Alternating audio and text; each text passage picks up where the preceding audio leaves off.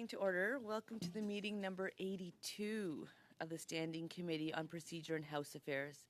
The committee is meeting today to study the question of privilege related to the member for Wellington Halton Hills and other members. For everyone, just a reminder that the earpiece, if you're using it, to either keep it in your ear or to leave it to the side. It's not one of those fidget gadget things, just so you know, and that would help with interpretation. And with us today, we have Mr. Michael Duham, Commissioner with the Royal Canadian Mounted Police, and Mr. Mark Flynn, Deputy Commissioner with the Royal Canadian Mounted Police. We welcome you to Procedure and House Affairs Committee. We thank you for responding back to our request so quickly. So just kudos to you and your team for your quick communications. And with that, you will have up to 5 minutes for your opening comments before we start into question rounds. The floor is yours. Madam Chair, committee members, there's no need for introductions. So Madam Chair looked after that. I just want to highlight that Deputy Commissioner Flynn was in charge of most of our foreign interference files in the last couple of years. So wealth of knowledge there, and I'm hoping that we're able to share that knowledge with all the members here.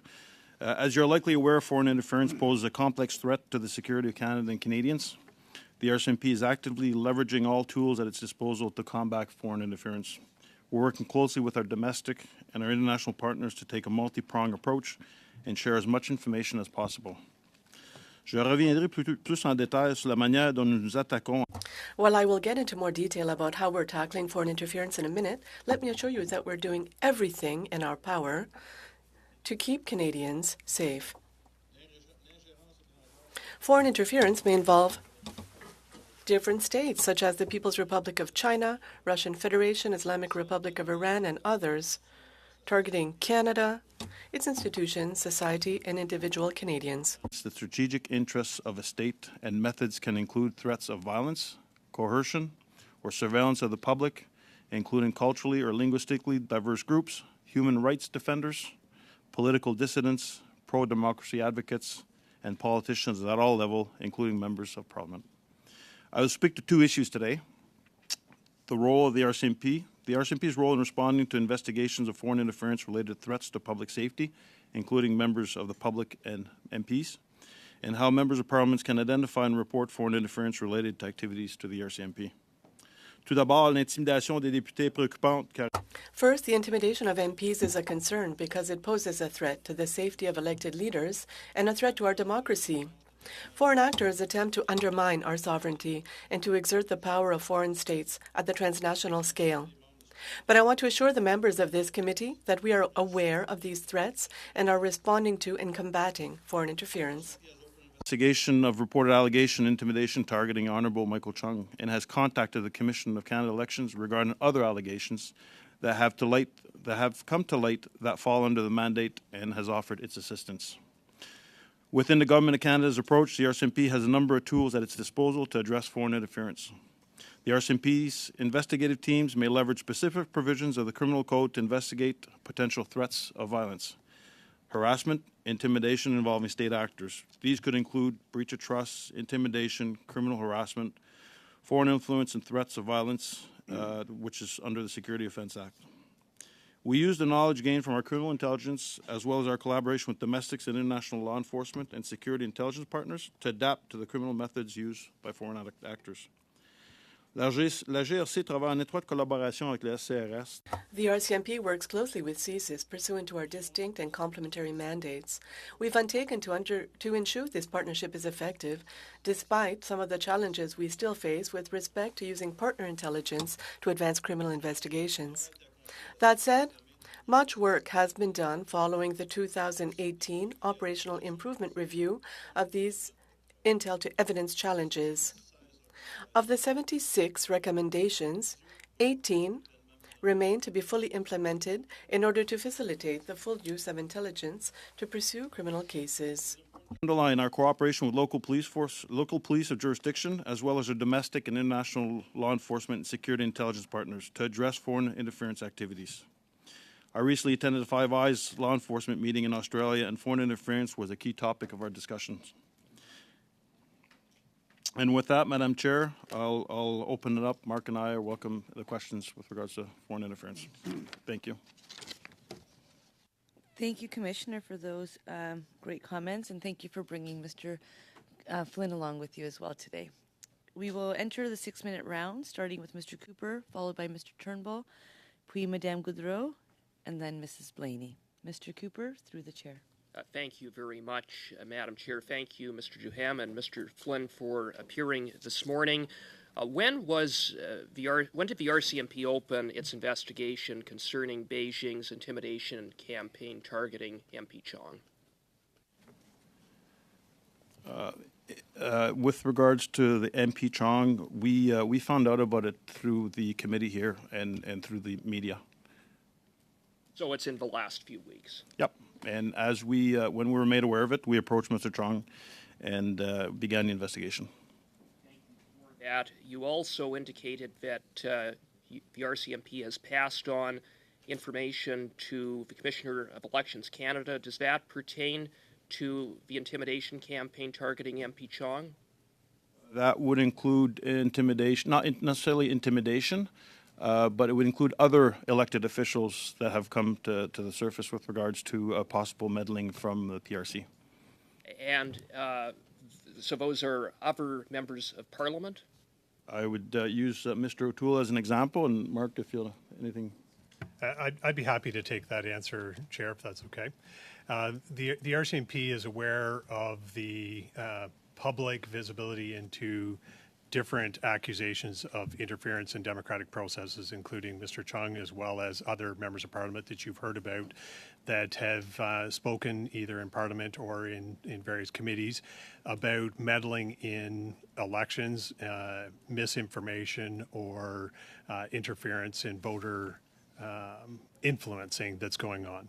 So what the RCMP has done, because there's a primary responsibility for some of those offences with the Commissioner of Canada Elections, the RCMP through an MOU has an agreement to provide any assistance that is required to the Commissioner of Canada Elections in their investigation of those incidents, and has reached out to offer any and all assistance with respect to what we have recently learned about has been occurring with respect to specific individuals. So just to clarify on that, some of the things that the RCMP has learned is the spreading of disinformation or misinformation by foreign state actors such as the Beijing regime in the democratic and context of elections. So we have learned about specific individuals that were targeted through the public disclosure, not through other means, but through the public disclosure of specific individuals that have been targeted. And it is those matters that we reached out to the Commissioner of Canada Elections to offer our assistance if required. How many individuals have been targeted? As of this point, I believe there are 2 in addition to Michael Chung. You cited Mr. O'Toole as the other Ms. Kwan? Okay, thank you for that. And has the RCMP opened any other investigations pertaining to the targeting of MP Kwan or MP O'Toole or any other member of Parliament? We have not. Okay, for that. Is there anything you wish to add to update the committee on in regards to the situation concerning MP Chong or MPs O'Toole or Kwan? No. Okay, thank you. Thanks. Then switching gears a little bit, on June 1st, CBC reported that, quote, the RCMP says it has shut down illegal police activity in Ontario, Quebec, and British Columbia connected to so-called Chinese police stations, end of quote. So have all of Beijing's illegal police stations that the RCMP is aware of operating in Canada been shut down? So I would say to that, Madam Chair, based on the work that's done, the overt action that the RCMP has taken on the multiple sites, we are comfortable based on the criminal intelligence that we have that the activities in the specific areas have shut down. I put a caveat, shut down, the policing activities have shut down, but be mindful that the buildings or the buildings that we're using sometimes are community halls which are meant for other means, but we're confident with the intelligence that we have that the policing activity that was being done there has been shut down. And investigations are continuing. And when have those illegal police activities been shut down? Can you provide a timeline? An exact timeline, Mark? Do you? We'd have to come back with that exact timeline, but you would have seen very public visibility of our police officers in uniform at those locations, and that was the disrupting action that caused them to shut down their activities. Thank you for that. When the Prime Minister's National Security Advisor, Jody Thomas, last appeared before this committee on June the 1st, she said that she is aware of at least 2 illegal police stations in Montreal that she said, quote, work is being done to ensure that they cease to operate. And so by that, she said they are still operating. Can you perhaps explain or help me understand what you have just said, that all illegal police activities have been shut down, versus what she said, that efforts are being taken in the case of 2 police stations to see that they cease to operate, presumably those illegal activities? So, Madam Chair, again, as I mentioned earlier, based on the criminal intelligence that we have and the work that's been going on, we are comfortable to say that the activities going on in these locations have been shut down. At the moment that the NSA was here, I'm not quite sure what stage we were at, but I'm comfortable to say at this point in time that they are shut down. Investigations are continuing in these overseas police stations. Thank you. I really do want to thank you for that exchange, because I think it was really good tone and really good pace and should set an example. Mr. Turnbull. Thanks, Madam Chair, and thanks to both Mr. Duhem and Flynn for being here today, and appreciate your service to Canada and keeping us all safe. I'm sure you're doing your utmost to do that every day, and we appreciate it. A few questions. So how many investigations just would you say are underway with regards to foreign interference? If you could give me just a general number, even a ballpark, I'd be happy. Madam Chair, I'd be venturing if it's just a ballpark, but more than happy to come back, unless Deputy Commissioner Flynn has an exact number. But even a rough estimate, I'd be guessing right now, but more than happy to come back with a number. Okay. We would appreciate that very much if you could get back to the committee. If I may, Madam Chair, Mark just informed me that we will have over 100 plus files on interference. Wow. Okay. Have any charges been laid to date, Mr. Duhem or Mr. Flynn? We do have, I take you back in May 2022, Hydro-Quebec in the province of Quebec, there was an employee there which was charged with several offenses under the interference, under his role as doing interference. Thank you for that. And in terms of the criminal code, you had mentioned, Mr. Duhem, in your opening remarks that there are several offenses that you cited. Do you feel that there's any amendments to the criminal code that's needed, or do you sort of have the offenses under the criminal code that you need to place charges on these matters? Madam Chair, I think when you ask the question, any law enforcement, if you have enough tools in the criminal code, they will say no. I would say to that, we welcome additional tools to help us with this growing phenomenon, if you wish, which is foreign interference. Are there any criminal offenses that you can foresee that are not currently included in the criminal code that, if added, would aid in your ability to combat these efforts? I don't have any that come to mind just yet, but I know there's a team working on how we can do to improve the criminal code and add additional charges or measures. Would you be able to get back to the committee with any suggestions you have on criminal code amendments? Yes, I will do, Madam Chair. Mr. Johnston, in his report, which I'm sure everyone's read at this point, talks about shortcomings in terms of the machinery of government, in terms of the flow of intelligence from CSIS, both up to the political level, but probably also shared with other law enforcement agencies. Do you have any recommendations for how that flow of information could be improved from the RCMP's perspective? I'm sure this aids in your ability to undertake investigations, and I'm sure that you need that information. So could you tell us anything that you can recommend in terms of improvements? In terms of improvements, we'll work collaboratively with the other government departments to ensure that there's a strong governance and the proper flow of information. I would say purely from an operational perspective, the question of intel into evidence, you've probably heard many times before, is one key area that we wish that we could land on because that impedes some of the flow of the information when it comes not only from the service or other partners, but the international partners as well. Thank you. And maybe I could ask you, you mentioned an operational review, if I'm not mistaken, in your opening remarks. Would you be able to table any of the recommendations from your operational review that would aid in that intelligence to evidence issue? I mean, we've heard about this gap being an ongoing problem or a systemic problem. Are there any, can you table that? And can you also highlight one or two things that you think would improve your ability to move intelligence to evidence?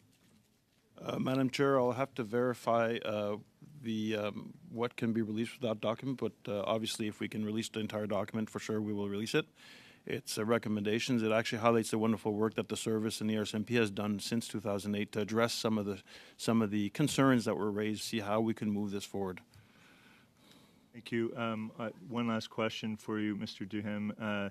You've, I think, in the past talked about having a national security strategy, I believe, if I'm not mistaken. And I wonder, how do we balance, the need to protect our democratic institutions while also ensuring that Canadians' rights aren't infringed upon? So how does a national security strategy get that balance right from your perspective? Madam Chair, it's sometimes challenging getting that right balance. I would say that transparency to ensure that the public trusts law enforcement and security agencies in the country, to make sure that we are transparent in our approach. And I'll be honest, what we're facing for the last couple of years in foreign interference is something that we were not facing in years or didn't know as much as what we know today. So it's a matter of adjusting our strategy as well to counter what we're seeing today. Thank you. Madam Chair, do I have any time left? Oh, wonderful. So one more question then in regards to the so-called police stations that we're operating here in Canada. You've already assured us that, to your knowledge, they've been shut down. How do we prevent that activity from resurfacing in the future? Madam Chair, to prevent it, you need strong relationships with the communities and making sure that people see it, report it.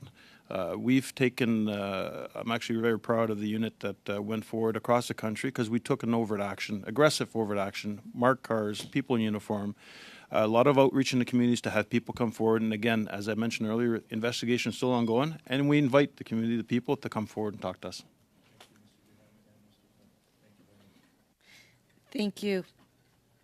So in part of my learning about chairing committees and the process, it turns out that it's not just one microphone that stays on at a time, and that's part of the parliamentary record that is kept, so that if there is some commentary and so forth.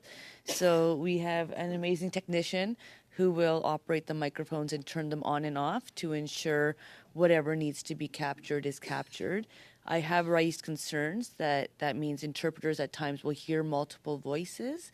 And so I just wanted to kind of put that on the record to say that it is a concern that I'm sure will be rectified and addressed. But part of the wrinkles that we are ironing out. Et maintenant, on va passer la... And now, Mrs. Gaudreau for 6 minutes. As always, if it takes a little more time for interpretation, you can speak in the language of your choice, but the time for interpretation will not be time taken away from Mrs. Gaudreau. I'll give her a little bit more time if necessary. Mrs. Gaudreau. Thank you, Madam Chair. I really appreciate that. And I also appreciate very much the visit from our witnesses, because for several weeks now, we are demystifying and better understanding Canadian security. Many questions have been answered, but there's also a fundamental question, which is the role of the RCMP with regards to security, national security, and also political interference. Could you speak to this, and then I will have follow-up questions? Yes, of course. I think that the easiest way to explain this is that at the RCMP, our role comes into play when interference has a criminal aspect. So that's the difference between ourselves and CSIS. CSIS works with intelligence, and that is the challenge of intel to evidence, is to take the information and then to use it in an investigation, because we have to disclose everything, so that's very difficult. The best way to see this, if I can provide an example, if CSIS is working on a file and it starts to transfer to the criminal aspect, then the file is transferred to us and we begin an investigation. Thank you. So what happens in the gray zone then before there's the transfer? Because right now, there are major changes happening with regards to potential threats. And I won't describe everything here, but so what are your suggestions so that there are more specifics? I would say, Madam Chair, that we have excellent relationships with CSIS. And it's not defined, described 1, 2, 3, 4, but I would tell you that we are in constant communication with CSIS and that some files are easier to transfer than others. There are some files somewhere where we continue to work together as the file evolves. So it's not a black and white scenario, but we are trying to have a one vision. People come to the table to discuss a file, people involved, and to see who will take the lead and when. In the past, it's happened where we were investigating, doing criminal investigations, and then it was retransferred back to CSIS. And so those meetings, are they daily meetings, weekly meetings? They're on the national level and a provincial level, depending on the files. I don't know if they are held regularly. Of course, when we do have files, the tempo of those meetings accelerate, but there are national and provincial meetings on a regular basis for police investigations. So if we look into the future, what will happen? You mentioned that you have several different tools, and you surely have tools that are missing. So what is missing so that we can help? I would say that with this file of foreign interference over the past 2 or 3 years, it's time to look at the tools at our disposal. I was talking about the criminal code. Do we have the right tools with regards to the criminal code? Could we use other tools? We have to look at this not only from a police perspective, but a government perspective to see what measures can be implemented to counter foreign interference.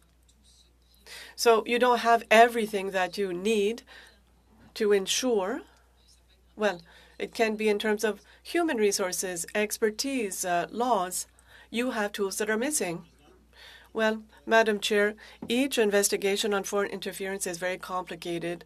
It requires additional staff, technology, different techniques. So it's extremely complex to be able to press charges.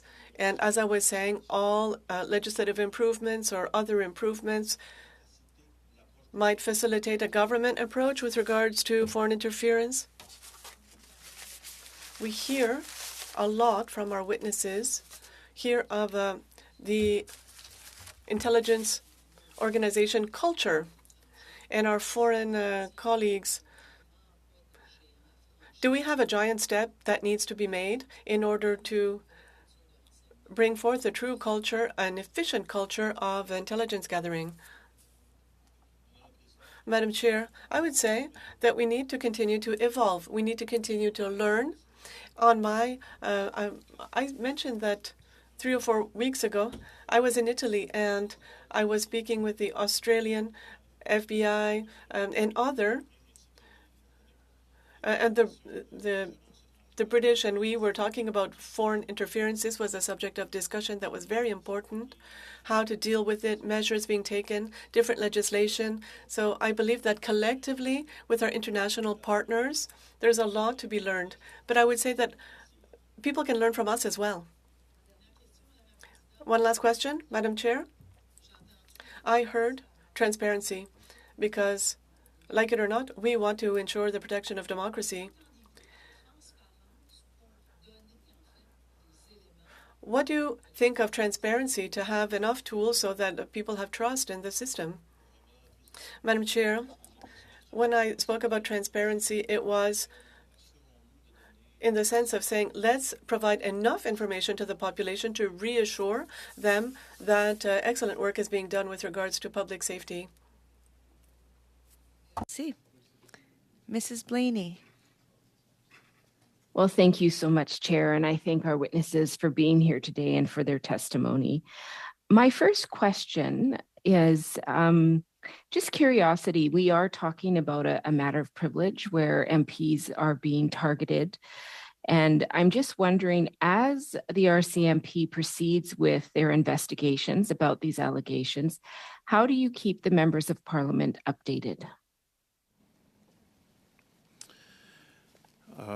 Madam Chair, before I ask Mark to continue to elaborate on, but we do work very closely with the Sergeant at Arms at the House of Commons. We do work closely with PCO, and we do work closely with the service to make sure that the information is provided. I can't speak on behalf of Sergeant at Arms how frequently he talks to the MPs, but I know from a ministerial approach, we have the liaison teams that reach out to them on a regular basis with regards to the security of a minister, and we also approach the topic of interference. But on a grander scale, I'll pass it over to my colleague. Thank you, Commissioner. So, Madam Chair, and thank you for the question. We are working in this space because we recognize that there's more we can do to communicate what we are seeing to all members of Parliament, not just ministers. You'll have recently seen some documentation around the threats. I know we've worked with Sergeant at Arms. I know the Sergeant at Arms provide briefings as well as tools to all members of Parliament when you become new members of Parliament. We meet regularly to discuss the challenges of what we're seeing and ensuring that our information is included in those briefing areas. However, having said that, we do recognize there is more that we can do, and we do commit to undertake further efforts to ensure that we are speaking to all of you as directly as we can with respect to the threats. On the specific investigations and the individuals that have come to light recently facing specific threats, we do have to respect privacy that those individuals enjoy as individuals and not allow their status as members of Parliament to further erode that privacy in these situations where they've already been subjected to unacceptable behaviors. Thank you for that. And I'm definitely not asking for details. I'm really interested in the process. I think as parliamentarians, our job is to best understand the process and understand where gaps are so that we can make recommendations that help us move forward. And it's very clear that this reality, and you've mentioned it before through the chair, of course, in the testimony, that it is quickly changing and it's not something you were looking at the same way. And we know that it's evolving quickly. It's challenging to catch up to it, but we still have to have the information and the tools to provide supports. So I'm just wondering, in terms of process, when gaps are identified at your level, how does this information get passed on to your intelligence partners so that there can be that dialogue about how to make sure that the flow of information is happening in an effective way that will protect Canadians, regardless of if they're an MP or a citizen or a permanent resident? So Madam Chair, information flow with our partners is one of the things that actually I'm quite proud of. We meet, I don't know what the count would be, but it's at least dozens of times a week where we are at either a director general, ADM, or DM level, meeting with our partners to discuss the national security threats to Canada and to inform what we are doing to combat those threats. So there's regimented meetings, regimented processes for that. And then when we have unique things that come up in between or highly volatile situations, those generate ad hoc meetings where we sit down and speak about the problem and collaborate on the solution. Thank you. We've had diaspora community members testify that when they bring forward concerns about issues of foreign interference and how they're being targeted, they're not really getting the assistance that they perceive that they need. And I think that's really important. I know Jenny Kwan has talked about this a lot, the fact that she has been targeted, but she has the voice of an MP. So to bring this awareness to people about her experience is a lot easier. There are many in these communities that can't do that, don't have the same ability to bring forward their concerns. So I'm just wondering, do you require more tools? We've talked about this earlier to address this issue. And how do you connect with other parties like CSIS, like other intelligence folks to check in if that member who's come forward to you at that community level is being targeted? How does that work? So, Madam Chair, with respect to individuals, so we have many individuals that have come forward to us, and I'll say specifically since we were seen being publicly visible in responding to the threat at the police stations. Part of our plan behind that public visibility in uniforms, in police cars, particularly in provinces where the RCMP is not seen in uniform, was to help build some of that trust and confidence with the community so that they would feel comfortable coming forward because, to be frank, they have not historically come forward to police to provide this information. And that's not a criticism, that's a criticism of ourselves because we did not create the environment that they felt safe in doing so. We have responded to many, we're investigating many of their complaints. We are challenged in some of it in that some of the threats that they are facing are external. And it is difficult for them to be seen publicly engaging with us when their family members are facing some of that external threat. Thank you. We will now enter into 5 minutes. Mr. Berthold, suivi par Madame Romanado. Monsieur Berthold. Merci, Madame la Présidente. Thank you, Madam Chair. Mr. Duhem, you said that the threat of foreign interference is coming from different countries, and I heard also in an interview that you gave to 60 Minutes in Australia, and you clearly indicated with your colleagues that China was the greatest threat that we are facing. Is this true in Canada as well? Yes. Yes, that's what I said, and it was based on our information. I said when I was in Australia that China represents the greatest threat for democracy in our country. And you're basing that on intelligence coming from the RCMP. I'm basing it on information that we have and other meetings that I participated in. So the greatest threat, the greatest criminal threat, there are different types of threats, and you are charged with applying laws. So you believe that Beijing and the Communist Party pose the greatest threat of committing crimes in Canada, according to the information that we have, yes. I also said, if you watch the interview, I also said that we know that there are organized crime groups that have direct links with China. I said that as well, and this was based on what we see on the criminal side. Thank you. So we also have to concentrate our efforts as politicians on this threat as well. Yes, thank you. Now, Mr. Flynn, a few minutes ago, you said that you were proud of information exchange with partners. I was quite surprised earlier when we learned that the RCMP learned that Michael Chong was intimidated, that you learned this before the committee and in the media. So how can you explain that information that was held by CSIS was not brought to you before it was known publicly following a leak of this information? I wouldn't be proud of that. Madam Chair, I completely understand the question, and I hope you'll understand the complexity of the answer. The reality is that we do have distinct organizations with distinct mandates involved in the national security space to combat this threat. There is, at times, an inappropriate withholding of specific information. The news that individuals, parliamentarians, and the general public in Canada are subjected to threats and intimidation is not news.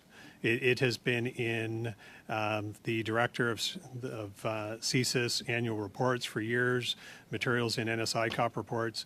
This is not new information. So I have had with my counterparts discussions about foreign interference, foreign influence, and I know they are not necessarily the same word. I have limited time. I understand that the answer is complex, but what I'm trying to understand more quickly for those who are watching as well is that you said earlier that when there's something specific, there's an ad hoc committee that is implemented or created. So the specific case of Michael Chong was not known only when it was revealed in the media. So you were aware of that before. If not, there's a problem. So I'm aware of that type of threat being present, but I was not aware of the specifics with respect to Michael Chung. On a un vrai problème, Madame. So we have a real problem, Madam Chair, because CSIS doesn't seem to be able to transmit information either to the politicians nor to the RCMP. And then that the RCMP learns of this in the news, I'm very concerned, quite honestly, to observe this today. You're saying that nobody from CSIS advised you of this. In the case of police stations, Chinese police stations, you were asked the question earlier, when were you informed? And you'll come back with the information. But Democracy Watch was aware of this for a long time. And did you begin an investigation immediately after this report was made public, or did you wait once again that it be before the committee? As for the exact date, Madam Chair, I'd have to come back. My understanding is that as soon as we were made aware of this through Safeguard, and I'd like to highlight also that Safeguard said that the RCMP did deal with this more aggressively. Merci. Thank you. Madame Romanado.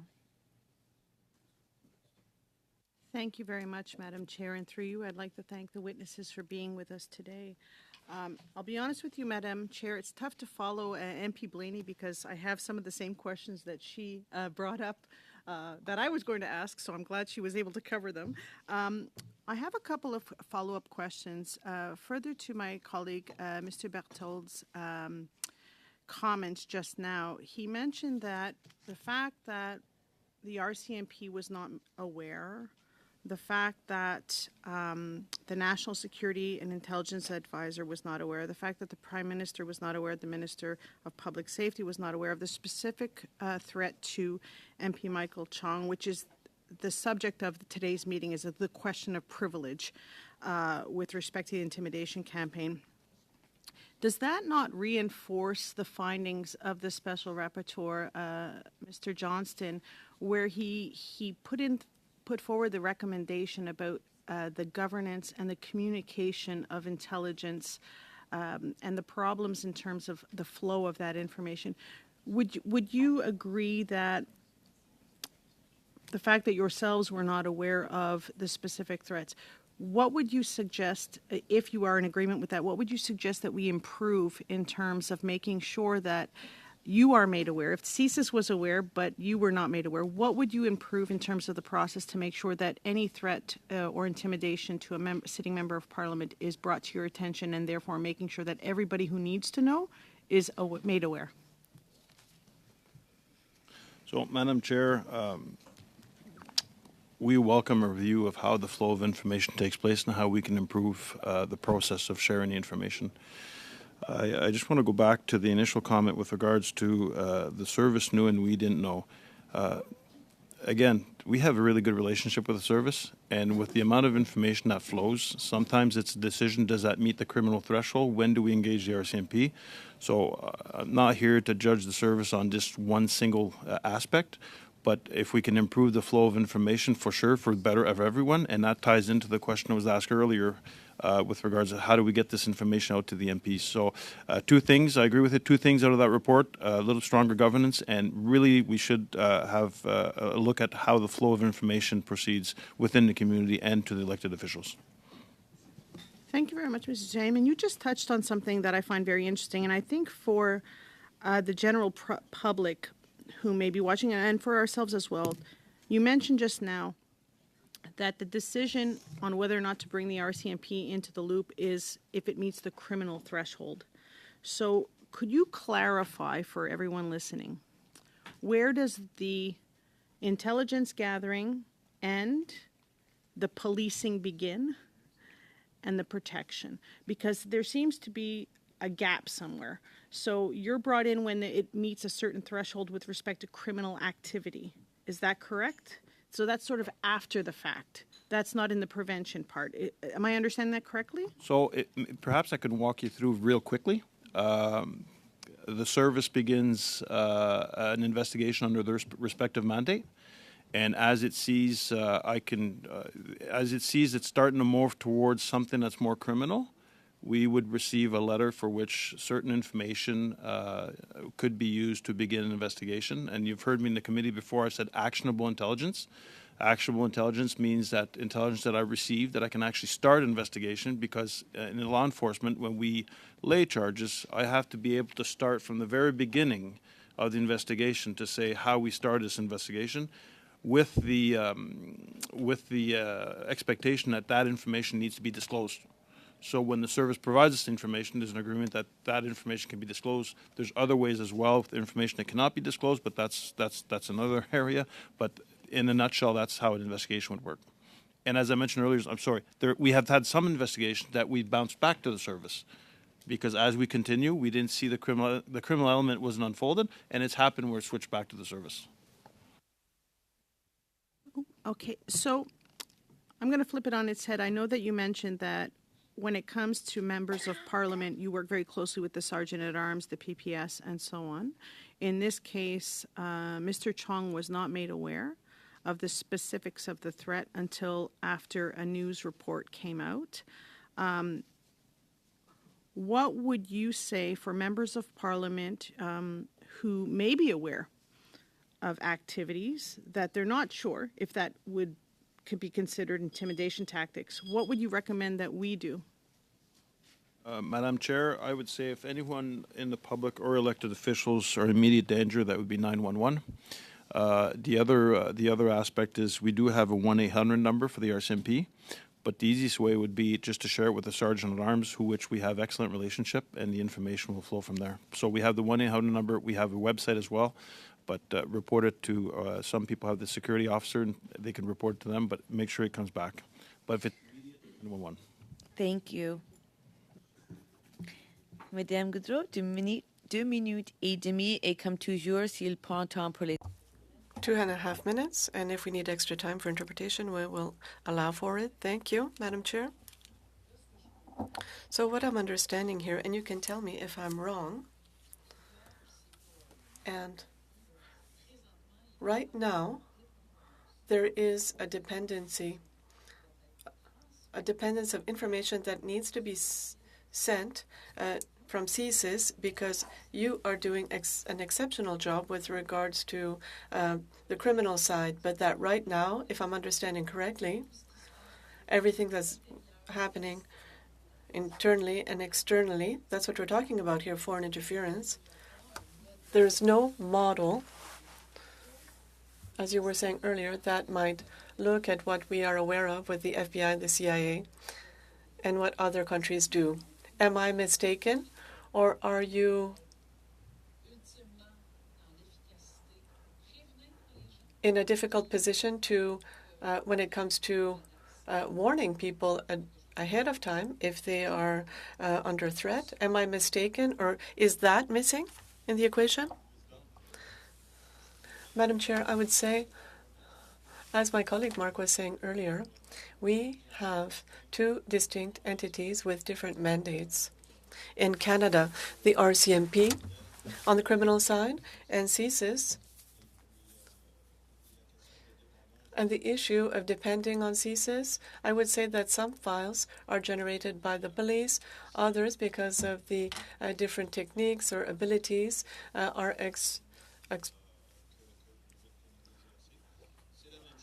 and the same thing happens internationally. We receive a sharing of intelligence, and sometimes there's an issue when it comes on the criminal side. So it's not just in Canada, it's internationally. And this is why I'm saying if we look at foreign interference, the tools that we would be looking at would have to do with sending the information in a police investigation and how to change initialization. I have a few seconds left. So what do you think about transmission of information? If we think of MI5 in Westminster, that the president receives a mention of a potential threat with regards to an elected member. Would that be a good idea here? I'm not aware of the structure, the briefing structure in the UK or MI5, and in Canada, I've not had to personally brief the Prime Minister on a criminal file, and I'm not really aware of other entities and how the process to brief the Prime Minister work. Thank you. Madame Blaney. Well, thank you so much, Chair. Mike, my next question is returning back to the diaspora communities. We know that there's often a level of distrust, especially for newcomers that come to Canada who are coming from some of these target countries with the authoritarian governments. And so I'm just curious if there is strategies for rural and urban communities, because I think they both matter and they're both distinct and different, of how to do that outreach. And does the RCMP have enough resources to spend the time building these relationships? You talked about going forward in some of the work that you've done lately with the police stations and starting to build those relationships. But I'm wondering, is there actually the resources there to do that work?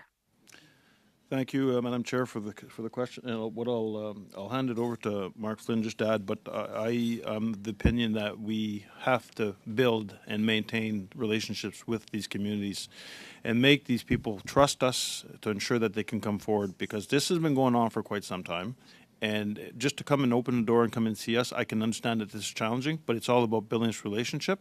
And I'll ask Mark to just elaborate on the work that we're doing right now within the RCMP with these communities.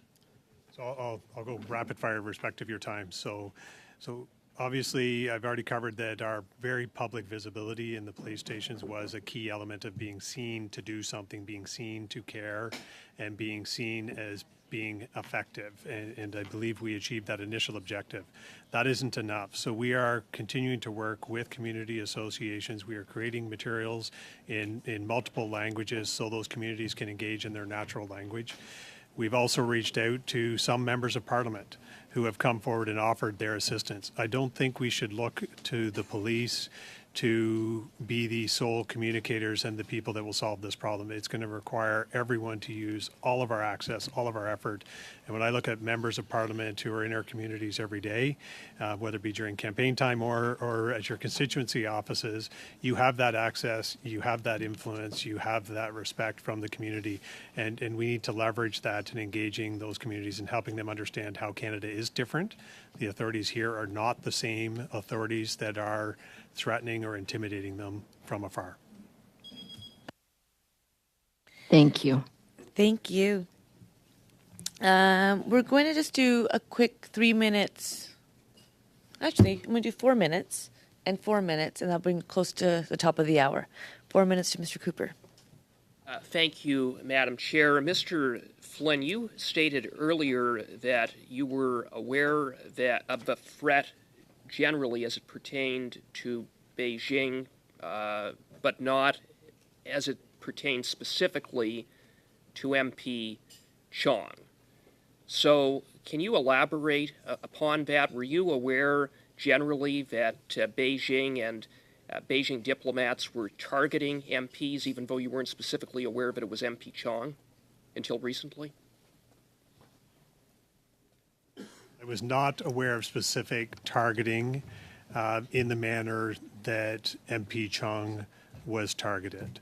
Certainly aware of that being a general threat to diaspora in Canada. What being a general threat?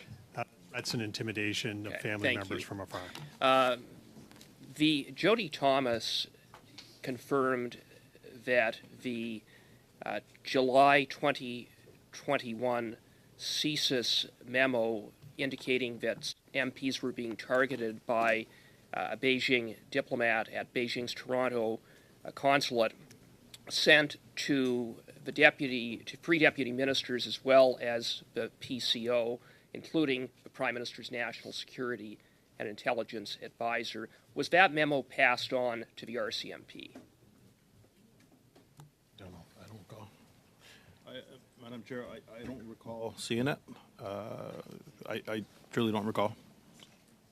You don't recall? All reading anything to that effect with regards to the interference.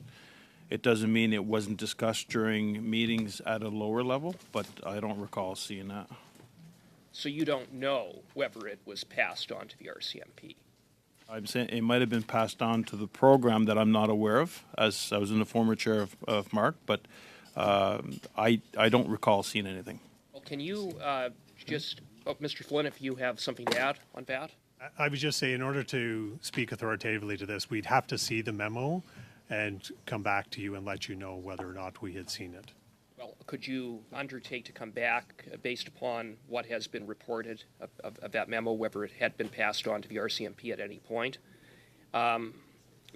Is that a fair undertaking? We can undertake it. I will caution, though, that if that memo has not been transitioned to us, I'm comparing with the public discourse on it, but we can work with our partners to come back. Okay. If you could do that as best you can, that would be appreciated. Both of you had indicated that there are ongoing investigations as it pertains to illegal police stations, but no arrests have been made. Is that correct? That's correct. Okay. How many sites have illegal police activity has the RCMP taken action in respect of? Mark, the exact. It's approximately 7. So I would say 7, possibly 8. And you'll have to understand there's intermingling elements to things. So. Okay. In the June 1st CBC report that I cited in my previous questions, there were 2 sites that have been identified as illegal police stations in Montreal, one situated in downtown Montreal, the other situated in Brossard.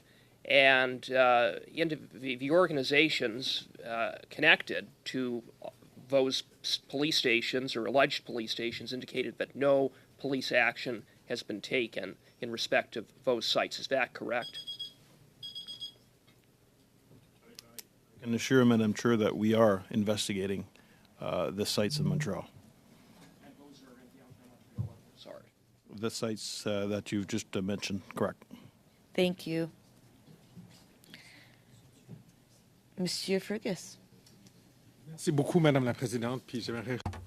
Thank you, Madam Chair, and thank you to the witnesses. I have a question to follow up the answers that you provided. The first,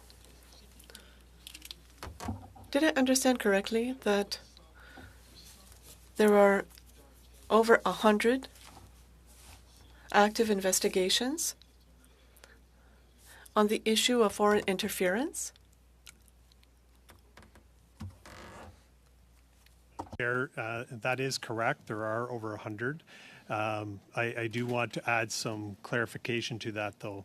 The foreign interference is a broad problem, which in our investigative efforts would be characterized as intellectual property theft as well, different academic institutions, et cetera, that are targeted. And that is correct. That is over a several-year period.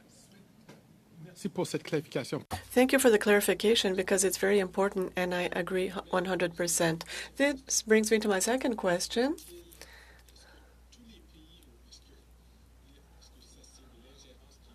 Is this interference coming from one source country, or is it coming from several different countries, several different foreign actors? It from several different foreign actors, and I want to be also precise in that we believe some of it is tied, or much of it is tied to specific entities within foreign countries and governments, and we look at that interference as entities as well. We are not in a position to connect this to leadership of particular regimes around the world. Perfect. Let me just then dig a little further without you revealing any sensitive information.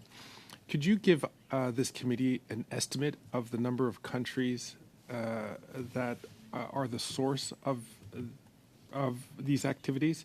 Are we talking less than 10, more than 10? Less than 10. Less than 10. More than 5?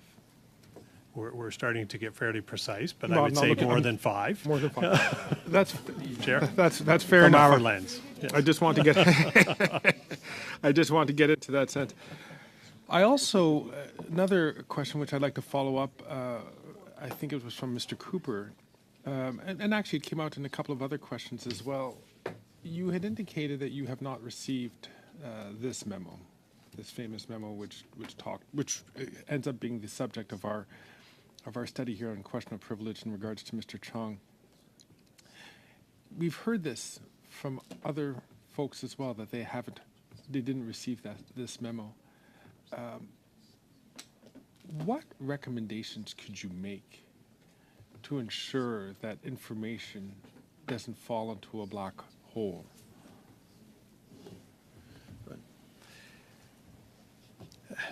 It's a tough question. When I look at what we have done, Madam Chair, within our efforts with the service, we undertook the operational improvement review that was meant to solve many of the challenges that we've had between our two organizations alone. I think when we're looking at these types of problems, hindsight always brings 100% clarity. We need to, as a community, undertake internally to have discussions about what has occurred here and learn the lessons moving forward in what we can do. And still respect and not react to the situation and the pressure that's coming today. And I don't mean that with disrespect. We have to understand the importance of this. But we also have to look at Canada as a society and what we need to do to maintain public safety here and ensure we're respecting all sides of that equation. Thank you. With that, Commissioner, Deputy Commissioner, on behalf of PROC committee members, I really do want to thank you both for, I feel like, a very honest conversation. And I think the comments that you just ended with, Deputy, are quite accurate, that we don't want to just be reactionary. But there does come times where we need to be honest about where we as lawmakers can help our agencies and organizations do the work they need to do. Because no one of us is in this alone. And when it comes to our democratic institutions, every single one of us has a responsibility. And so I know that was a tough question posed by Mr. Fergus. But at any point, if there is an opportunity to provide some suggestions as to what can we do to actually allow you to do the work that we entrust in you and we need you to do, we would welcome that feedback. And I don't think that speaks to what you're not doing or what you haven't done. I think that speaks to us wanting to strengthen our institutions, all of us together.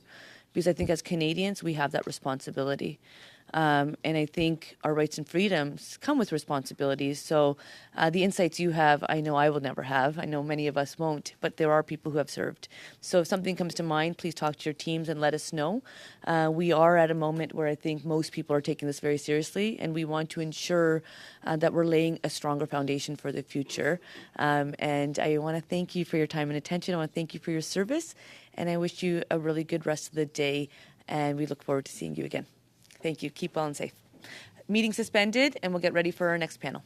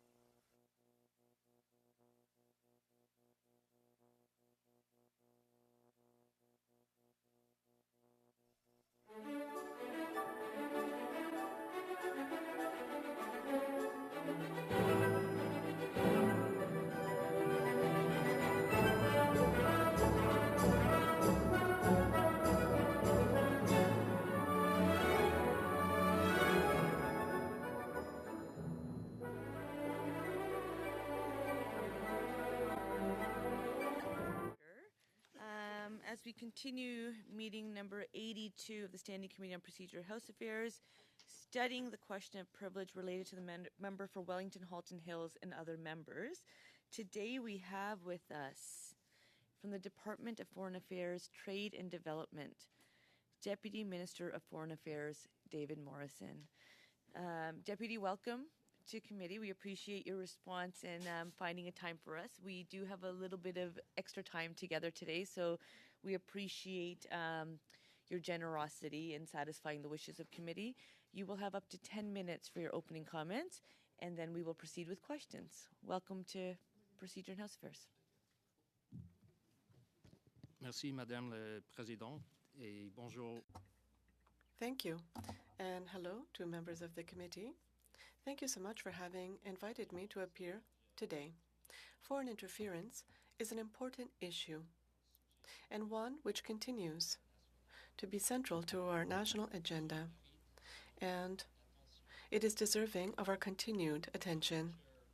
I know that at least part of the reason you wanted me to appear before you today is because I was acting National Security and Intelligence Advisor from early July 2021 through early January 2022.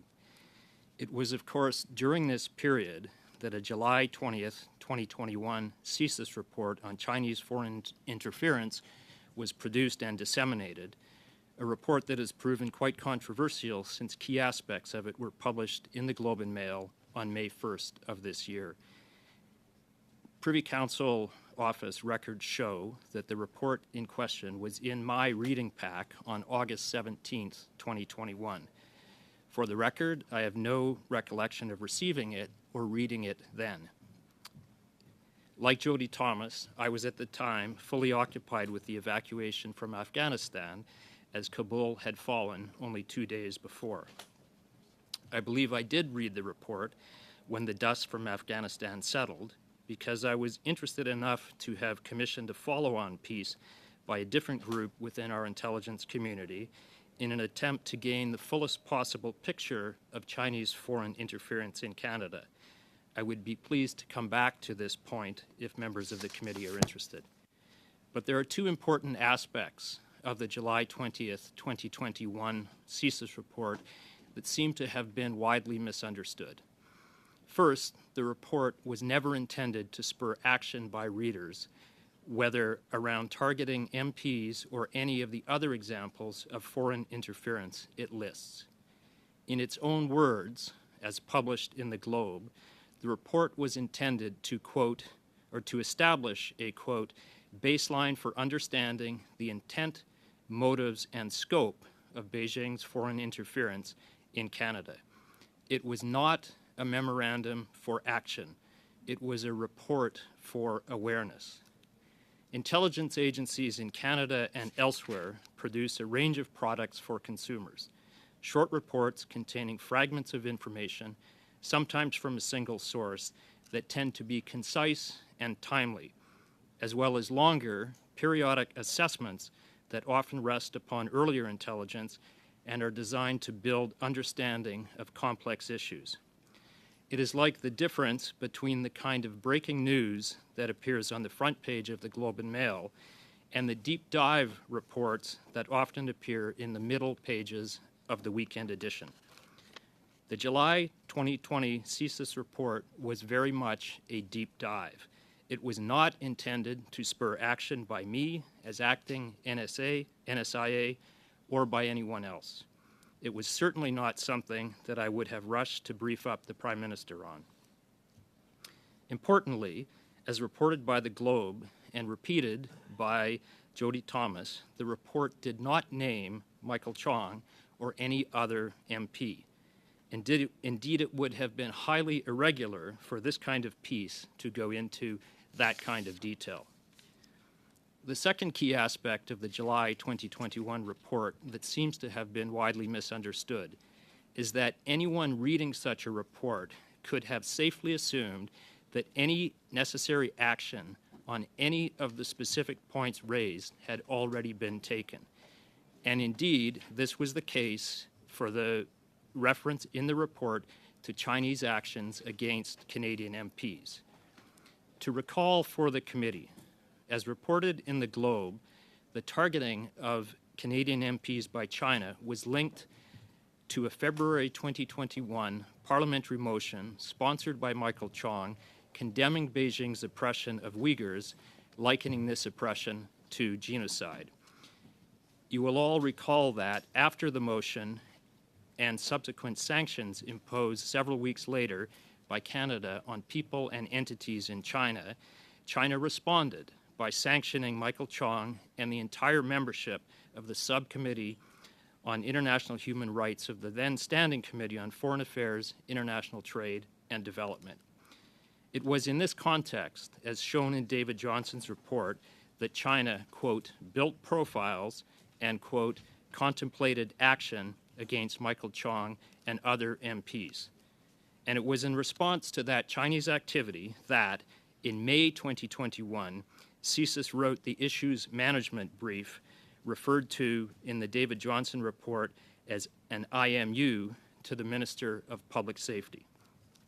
If you look at page 27 of the Johnson report, you will see that this was not an action note seeking a decision from the minister. It was an information note telling the then minister that CSIS intended to provide defensive briefings to MPs who intelligence showed China had intended to target. Now, I know there have been questions about how this issues management note was sent, who received it, and so on. I'm aware you have already asked Minister Blair about this, and I know you will be raising these questions with my colleague David Vigneault when he appears before you this evening. But the larger picture is this. Intelligence emerged in the spring, around the time of the Uyghur motion, that the Chinese government was looking for information on parliamentarians, and in particular on Mr. Chong and his relatives. That intelligence was actioned, in that it led to an information memo to the Minister of Public Safety, and then, in June 21, to a defensive briefing to Mr. Chong and another MP. All of this is on page 27 of Mr. Johnston's report. Some may find that all of this took too long, and the point has already been made that if the then Minister of Public Safety was aware of the intelligence with respect to Mr. Chong and other MPs, there were obviously deficiencies. Was not aware of the intelligence with respect to Mr. Chong and other MPs, there were obviously deficiencies. But, Madam Chair, I would submit that the system did function according to the protocols that were in place back in 2021. And importantly, Madam Chair, as you are aware, the system has now been changed. The new ministerial directive issued on May 16th of this year means that in the future, any intelligence received with respect to specific MPs will be briefed up to ministers.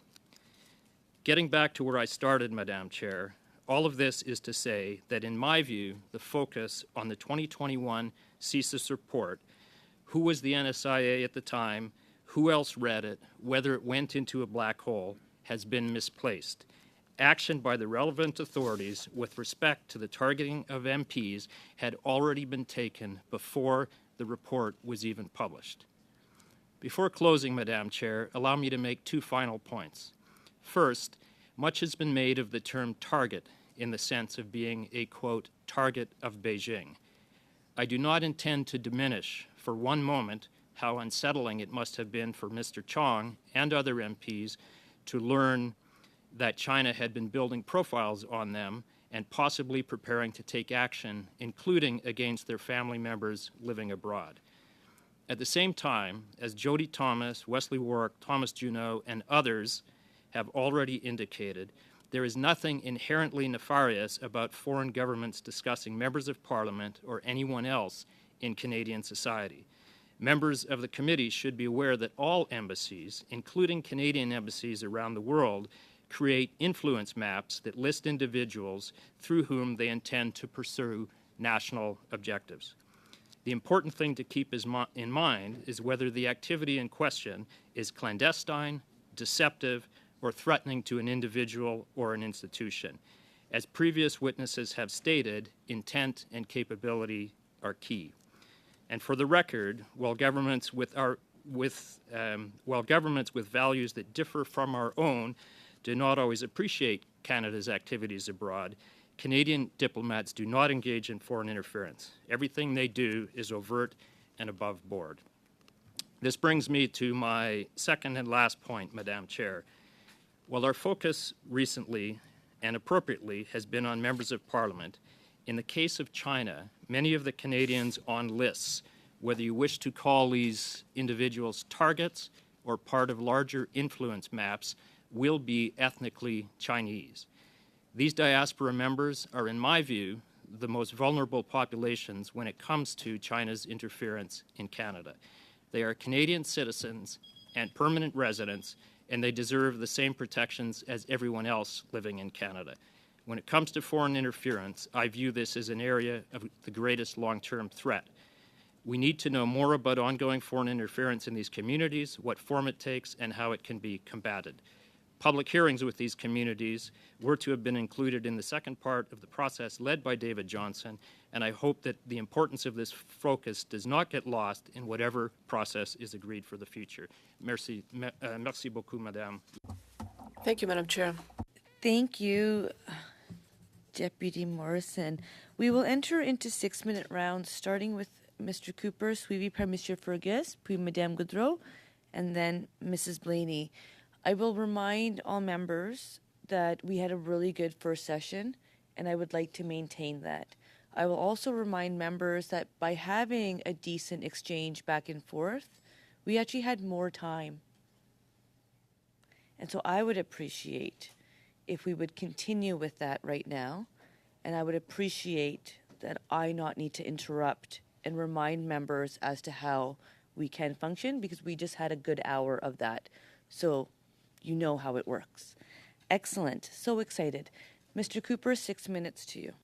Well, thank you very much, Madam Chair. Mr. Morrison, through you, Madam Chair, I am absolutely astounded and frankly disturbed by your testimony and your singular refusal to accept responsibility as the National Security and Intelligence Advisor to the Prime Minister on what amounts to a colossal breakdown, to put it charitably.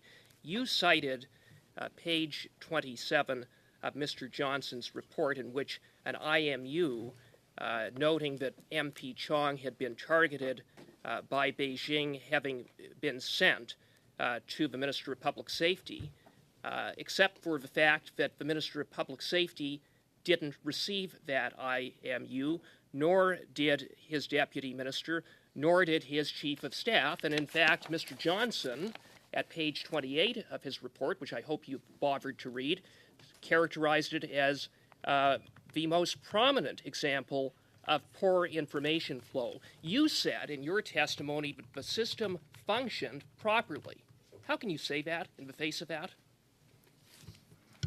Madam Chair, thank you for the question. I did have some caveats to how I described how the system functioned. I also pointed out that it was an information memo, not an action memo, and that with 2020 hindsight, I think folks probably wish that it had reached the relevant minister. The larger point that I was making is that something disturbing came to light, and the relevant authorities in our system took action as they deemed best. That isn't so. In fact, the IMU went into a black hole, and it appears that the July 2021 CSIS memo went into a black hole as well. You claimed, again, that the system functioned well. If that is the case, then why was MP Michael Chong not informed that his family was being targeted by Beijing? Madam Chair, I would suggest that question be put to the Director of CSIS, who will be here For that, tonight. You said, Mr. Okay. Chair, I believe that the CSIS Act required the Director of CSIS only to respond with unclassified information. The notion that you would characterize this as not as merely information, background information, is really, again, astounding. I mean, we're talking about a memo that specifically indicates that a member of parliament and his family are being targeted by Beijing, and you felt, and I think you're the first witness to come before this committee who has said essentially that in the face of that information, that alarming information, that wouldn't be information that would be acted upon. I find that just astonishing, Mr. Morrison. The member is confusing two different pieces of paper. The IMU note that arrived or that was issued in May was acted upon. I characterized as for information and awareness raising the July 2021 memo, which was published afterward. The July 2021 memo spoke about Parliament being targeted by Beijing because of his support for a motion declaring that the treatment by Beijing of the Uyghurs is tantamount to a genocide. And it further stated that Beijing's intelligence service, the Ministry of State Security, has, quote, taken specific actions to target Canadian MPs. And you think that that's information that should be just passed along in your reading materials and that you wouldn't bother upon that coming across your desk to see that the member of parliament has been informed, to see that the minister is aware, to see that that had been brought up to the prime minister? Really? Madam Chair, if we go back to my introductory statement, I think it's important to note that I tried to suggest that long intelligence assessments, and according to the Globe and Mail, this assessment was 9 pages long and mentioned a great number of areas in which China may be trying to interfere in Canada's democracy. I made a second, and Jody Thomas characterized such assessments as, I forget her exact term, but nice to read, not necessary to read instantly or something like that. The larger point is such an assessment is designed to raise awareness within the community. I was also clear in making a second point that readers of such assessments, which do not include names and which did not include Michael Chong's name, can safely assume that if it shows up in a periodic assessment, the relevant actions have been taken. I made the distinction between something that appears on the front page as a breaking news story and something that appears in a deep dive. The July 2021 assessment report was a deep dive, and I stand by my comment that it was not intended to, in its own preface, spur any action, and that is made clear by the Globe and Mail reporting on it. Excellent. Thank you. Mr. Fergus. Merci beaucoup. Thank you very much. And I would like to once again thank Mr. Morrison once again for his testimony today. You gave some, I think, very important and contextual statement today. I'd like to just dig a little bit further on with regard to that. You had mentioned that this report was never intended to require action. Could you give, very briefly, what kind of reports that you would receive that call for action? Do you receive those kind of reports when you served as the acting National Security and Intelligence Advisor? I recall in my time as acting National Security Advisor, and to be clear, I was asked to do it around the 1st of July for 6 weeks, and I ended up doing it for 6 months in addition to my day job. I recall during that time one piece of intelligence that had to do with Afghanistan that required urgent action. I do not recall any other intel that caused me to rush to my bosses and say, we need to do something about this. So, again, just to provide us with context, at the time, and I'm just trying to understand how the process works, you, in the role that you occupied, there are some memos which you would get which would require you to read for information only, pretty much, and then are there other ones which are designed for action, or we need your input? So CSIS has something called an issues management brief, or I don't know why the acronym is IMU, but it's been described as an issues management note.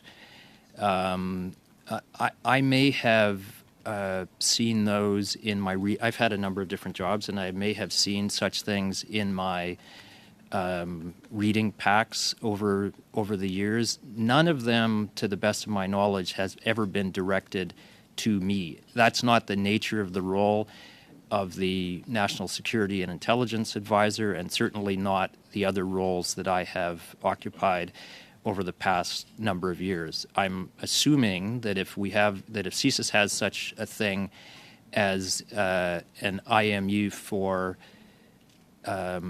information, they might have an IMU for action, but that would be a question best put to CSIS representatives.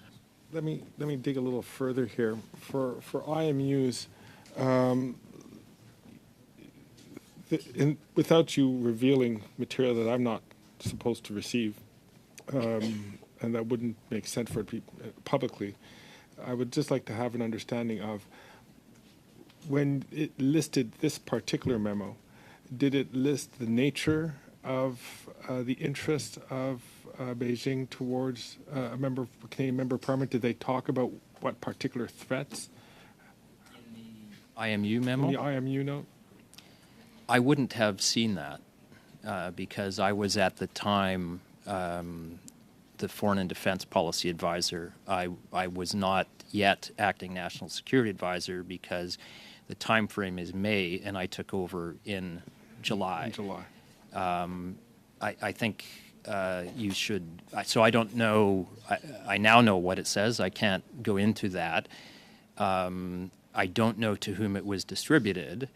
The David Johnson report has a list of people that it was intended to reach, and as we know, it does not seem to have reached all of those people.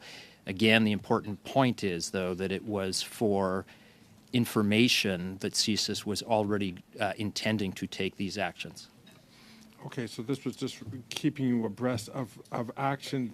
Keeping the Minister of Public Safety and up the chain at Public Safety abreast of action that CSIS was intending to take.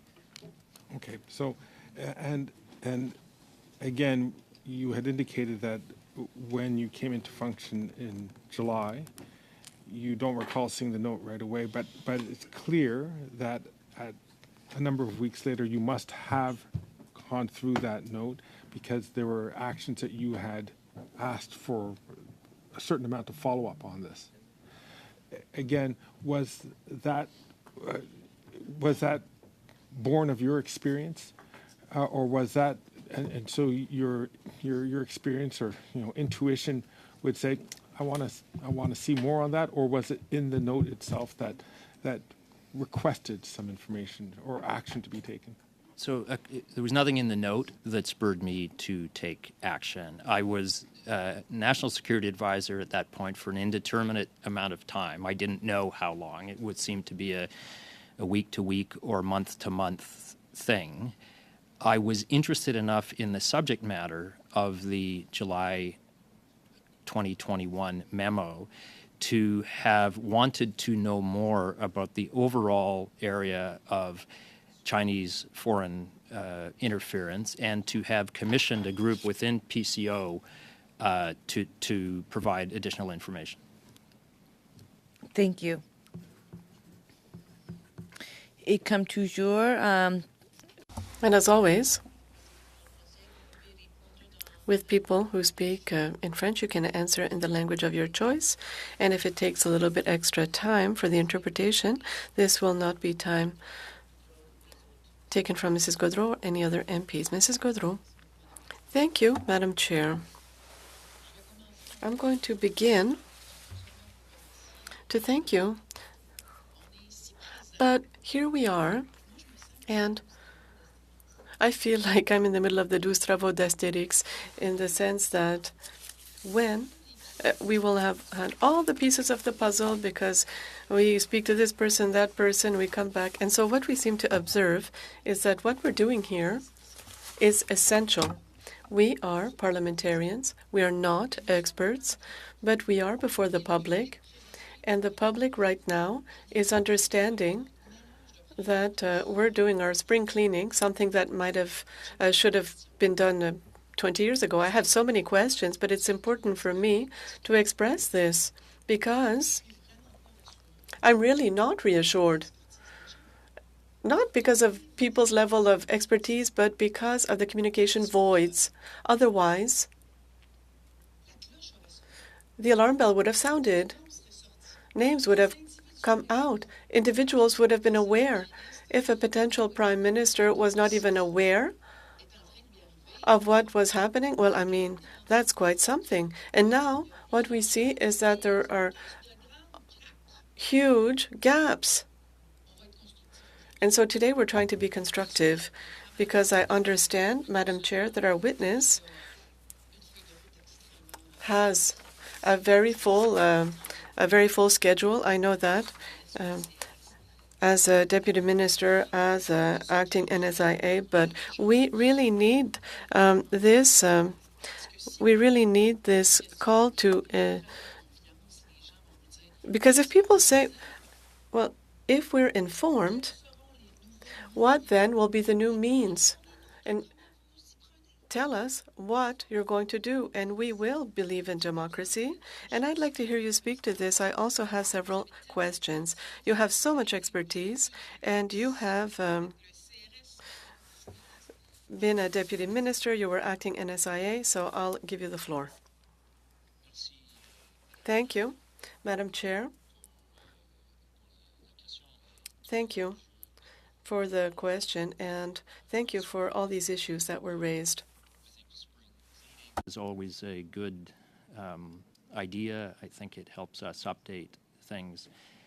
And I too worry about the threat to our institutions that all of, frankly, both from foreign interference, but also from lack of comprehensive understanding of the nature of the threat. And in that sense, I would point to the fact that a ministerial direction has been issued on the 16th of May that makes it very clear that the Prime Minister, through the Minister of Public Safety, wishes to be informed rapidly should there be any information or potential threats to members of Parliament.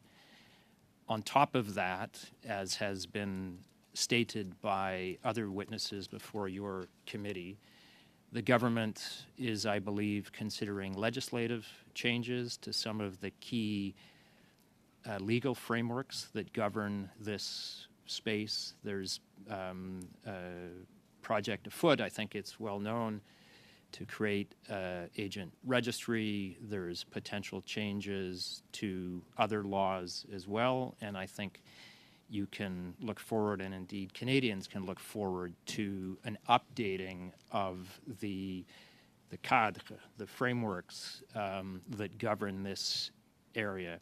In addition to that, as Jody Thomas said when she was before you, within the public service, we are creating or tweaking some governance mechanisms and some information sharing mechanisms to try to ensure that we can do the very best we can in terms of providing relevant information to the government. The final point that I would make, and I'm happy to expand on it later, I do have a sort of varied background, as you indicated, or as the member indicated. I'm not a career public servant. I've seen how other organizations work outside of Canada. What I would say is that I think we have a national security setup that was optimized for terrorism. We had this period in Canada between 1989 and, say, the Russian invasion of Ukraine in 2022, where after 9/11, the primary threat was deemed to come from terrorists. I'm not certain that's any longer the case. We have geopolitical tensions, we have foreign interference, we have what the Indo-Pacific strategy calls, I might not get the wording right, an increasingly assertive China. So the world has changed, and our setup needs to be able to adapt to that. Donc, c'est vraiment ce que je constate. So this is what I'm observing. We absolutely need to speed up, and I'm saying this before people, is that transparency is important and the correct choices need to be made. So together, we will be able to avail ourselves of processes and means to reassure the citizens. Right now, we are observing all kinds of things, but then we have to shed light on things and combine all the information. I'll continue in my questions later. Thank you. Merci, Madame Goudreau, et merci d'avoir donné le temps. Thank you, and thank you for giving the Deputy Minister sufficient time to answer. This provides us with the information that we need, so I appreciate that very much. Thank you. Blaney, up to 6 minutes for you. Well, thank you so much, Chair, and thank you to Mr. Morrison for being here today to testify. So the first question I'm going to ask is just a clarifying one. I think what I heard you say was that you were the temporary NSIA for what you thought was going to be 6 weeks and it became 6 months, and that during that time, you kept your other jobs. So in fact, it sounds like you were doing 2 full-time jobs at one time. Is that correct? Yes. Thank you. Okay, well, that is interesting in itself. Those are 2 very important jobs. It's too bad somebody didn't see that maybe that was too much for one human being. Okay, so the other question that I have is during this time when you were acting NSIA, you said that the report came to you and it was not intended to cause action. It was just for awareness, and that the report did not name any MPs. So I'm just wondering, in the pathway of this information, who would ask for the names of MPs? Because it seems to me there's something there and nobody knew what it was for an extended amount of time. So I'm just wondering who would ask. The second, merci, Madame la Présidente, for the that I tried to say.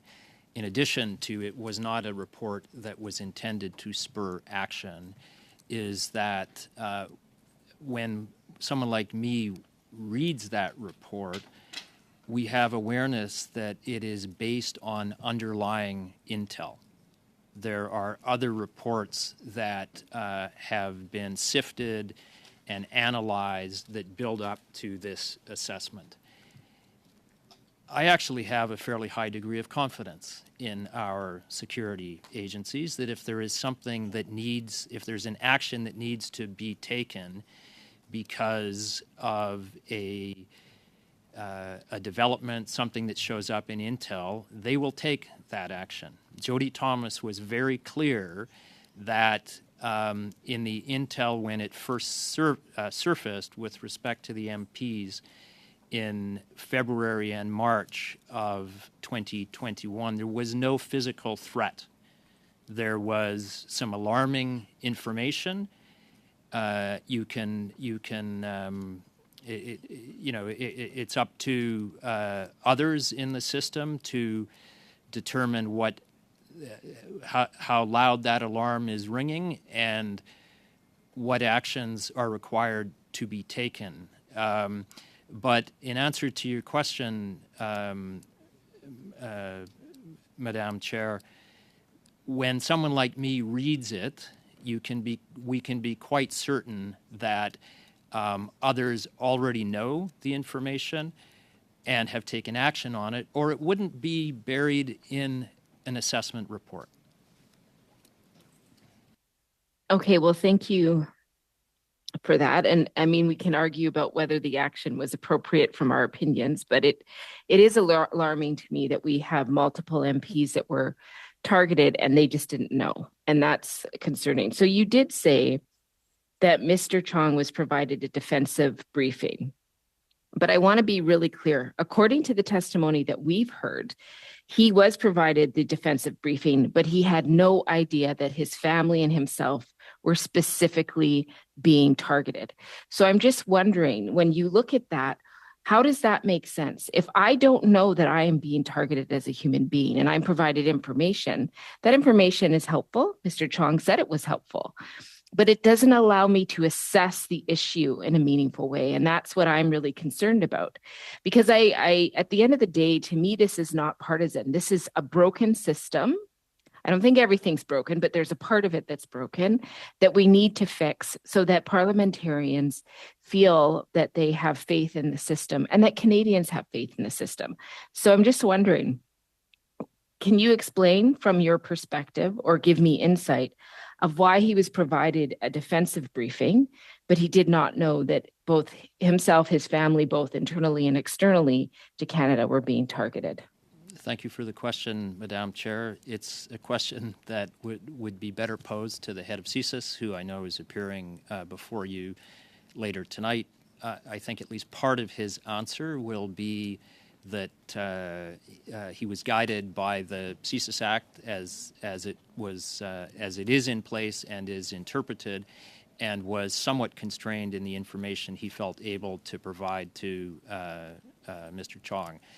I think other witnesses have shown clearly, and 2020 hindsight has shown very clearly that that's not acceptable. It wasn't sufficient, which is why there is, as of the 16th of May of this year, there is a new regime in place that would allow anyone involved in briefing MPs to go further than has been the case up till now.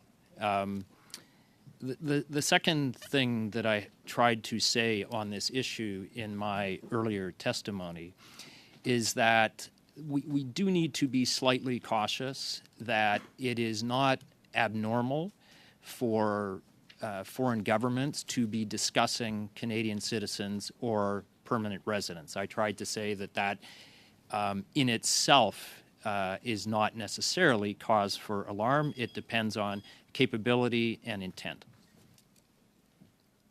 Thank you. Mr. Cooper, 5 minutes. Thank you very much, Madam Chair. Mr. Morrison, you say it's not abnormal for foreign states to be commenting on Canadian citizens. Well, in this particular case, we have evidence in a memo of a diplomat threatening a sitting member of Parliament because of him doing his job, of speaking on behalf of his constituents, and threatening to sanction his family. So for you to suggest or dismiss it as just a foreign state talking about someone in some way that shouldn't have raised alarm bells is completely unacceptable and really undermines your credibility. And you said that the system functioned properly. I want to go back to that point. The system functioned properly even though a sitting member of Parliament, Mr. Chong, was not briefed. The system functioned properly even though that information that you sat on resulted in a Beijing diplomat to be able to stay in Canada for 2 more years to harass and intimidate Chinese Canadians. But you say, sir, through you, Madam Chair, that is a case of the system working properly. And, Mr. Morrison, through you, Madam Chair, because you sat on that memo, that was a memo containing information that resulted in the expulsion of a diplomat, Mr. Zhao Wei. So do you support the decision to expel Mr. Zhao Wei? Madam Chair, thanks for the question. Just to be clear, I never said the system functioned properly. I said the system functioned. I read my remarks. I've just gone back and reread them, so maybe the transcript will show.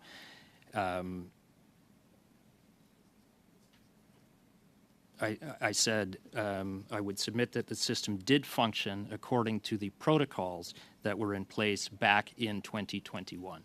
That's what I believe. That's what I believe. I asked you a question, Mr. Morrison. Do you support the expulsion of Mr. Zhao Wei, which is based on information that you sat on for and allowed him to stay here for 2 years? Yes or no? I was the person directly involved in the expulsion of Zhao Wei. So yes, I definitely support that expulsion.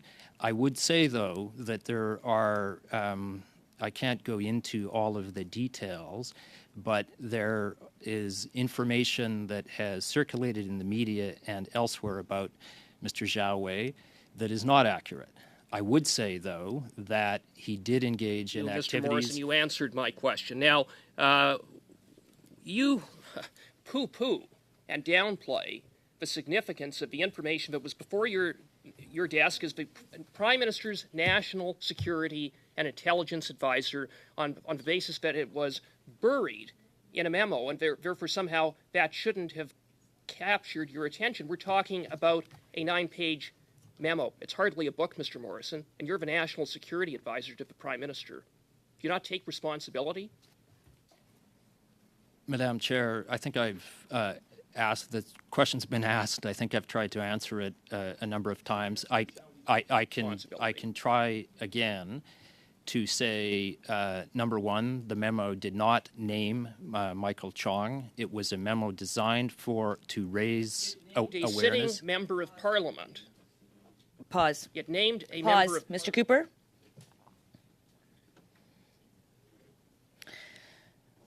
Deputy, I'm going to say to you that there was a series of comments that were made within that exchange. And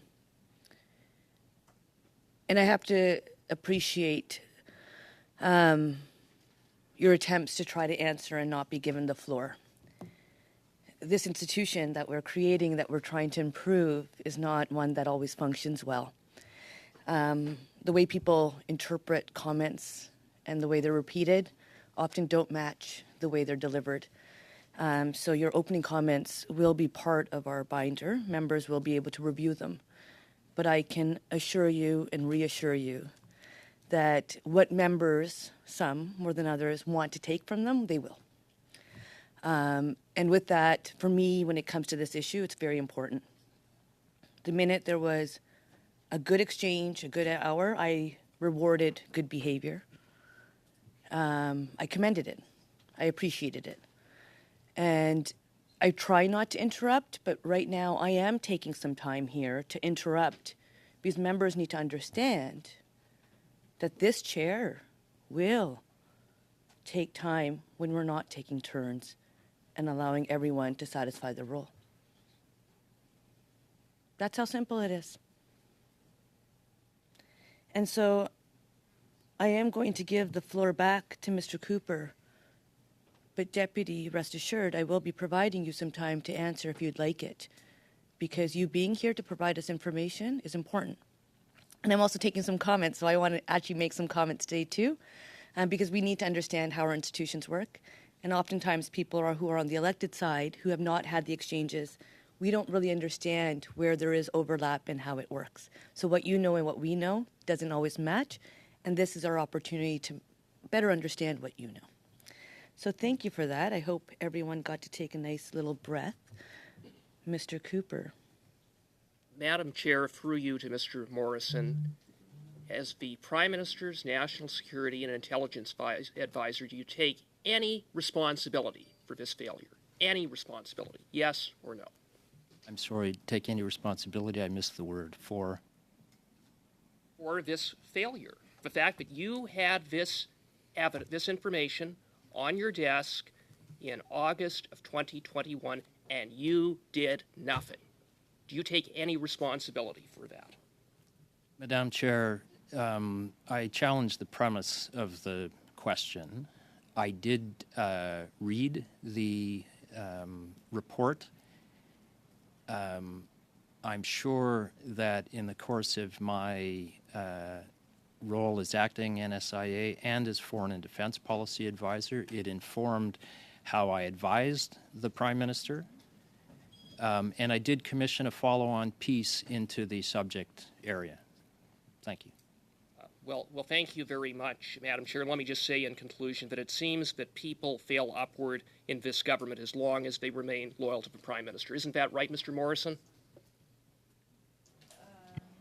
With that, we are at time. So, Mr. Cooper, I do not anticipate hearing your voice until it's your turn again or whoever's. Mr. Deputy Morrison, the floor is yours. I have nothing to say to the fail upward comment. Appreciated. With that, we will go to Mrs. Romanato for 5 minutes. Thank you very much, Madam Chair, and through you, I'd like to thank Mr. Morrison for being with us today. I'm trying to determine the question of privilege of Mr. Chong, and so I'm going to just clarify a couple of dates. After I do so, if you could make sure that I have the right information. So we understand that February 18th, 2021, Mr. Chong introduced the Opposition Day motion. February 22nd, 2021, there was a vote. Subsequent to that vote, you mentioned that influence maps were created on the members of the Subcommittee on Human Rights, which would have included Mr. Chong, that no physical or imminent threat were in that. I understand that the issues management note of May 2021, but I don't have the exact date, was prepared, and that no specific threats were made and or no MPs were named specifically. But subsequent to that, Mr. Chong received the first defensive briefing on June 24th, 2021. Again, a defensive briefing that did not include specific threats. July 20th, 2021, there was an assessment and deep dive done, this famous memo that did not require action and did not actually name any MPs. It appeared in your reading package of August, and if you could clarify the exact date, which then, in that, of course, did not again include names of MPs, and you had follow-up action identified. Mr. Chong has testified that he initiated meetings with CSIS on August 5th, 2021, February 25th, 2022, July 18th, 2022. I'm trying to get a better understanding of when did the specific threat to MP Chong get to MP Chong? Because I'm trying to understand when was he made aware of the specific threat. I understand he mentioned that he learned about it through the media, I think on May 1st, 2023. But we're trying to determine the point of privilege. So could you clarify the date of the May 2021 issues management note, the reading package date, and which date Mr. Chong was made aware of a specific threat to him that would have constituted an intimidation tactic? Madam Chair, thank you for the question. I believe the issues management note is dated the 30th or the 31st of May, 2021. The date that I gave as the Privy Council office reconstructing when it arrived to me, it's been in the press that I was on some medical leave earlier in the month, but it arrived in my reading pack on the 17th of August. Exactly when the more fulsome brief was given to Mr. Chong, I don't know. That's a question to put to CSIS. I'll just make one. So your timeline is largely accurate. I don't want to have confused things with the use of the term influence map. My point was simply that diplomats around the world keep lists of people in order to do their jobs. So that I don't want to cut you off, Mr. Morrison, because I'm aware of we ourselves, when we meet with people, we prepare backgrounders on them. Obviously, anyone who comes to see a member of parliament, when there's a new election, anybody who's a lobbyist will do profiles on each of us, and I think that's normal. It's not illegal to do, right? They look at our bios, they try to make connections, and so on and so forth. What I'm trying to get at here is that when Michael Chung received a briefing in June 24th, 2021, it would have prompted him, because 3 subsequent meetings at his request happened, and I'll speak to Mr. Vigneault this evening about this. So he was, I think it was more he was providing background to CISA or information to them based on the defensive briefing. But what I'm trying to understand is, when was Mr. Chong notified that his family and himself were being, I don't want to say targeted, because there were no imminent threats, and I'm not trying to downplay what happened to him, not at all. But what I'm trying to understand is, when was he made aware that he was a person of interest, per se? Again, I think you should ask CSIS. My understanding is that was quite recent. And I want to be clear, the original intel, as I recall it, on as I have read it now, on Michael Chung, was not about an influence map. It was definitely something that goes well over the line of foreign interference. Thank you.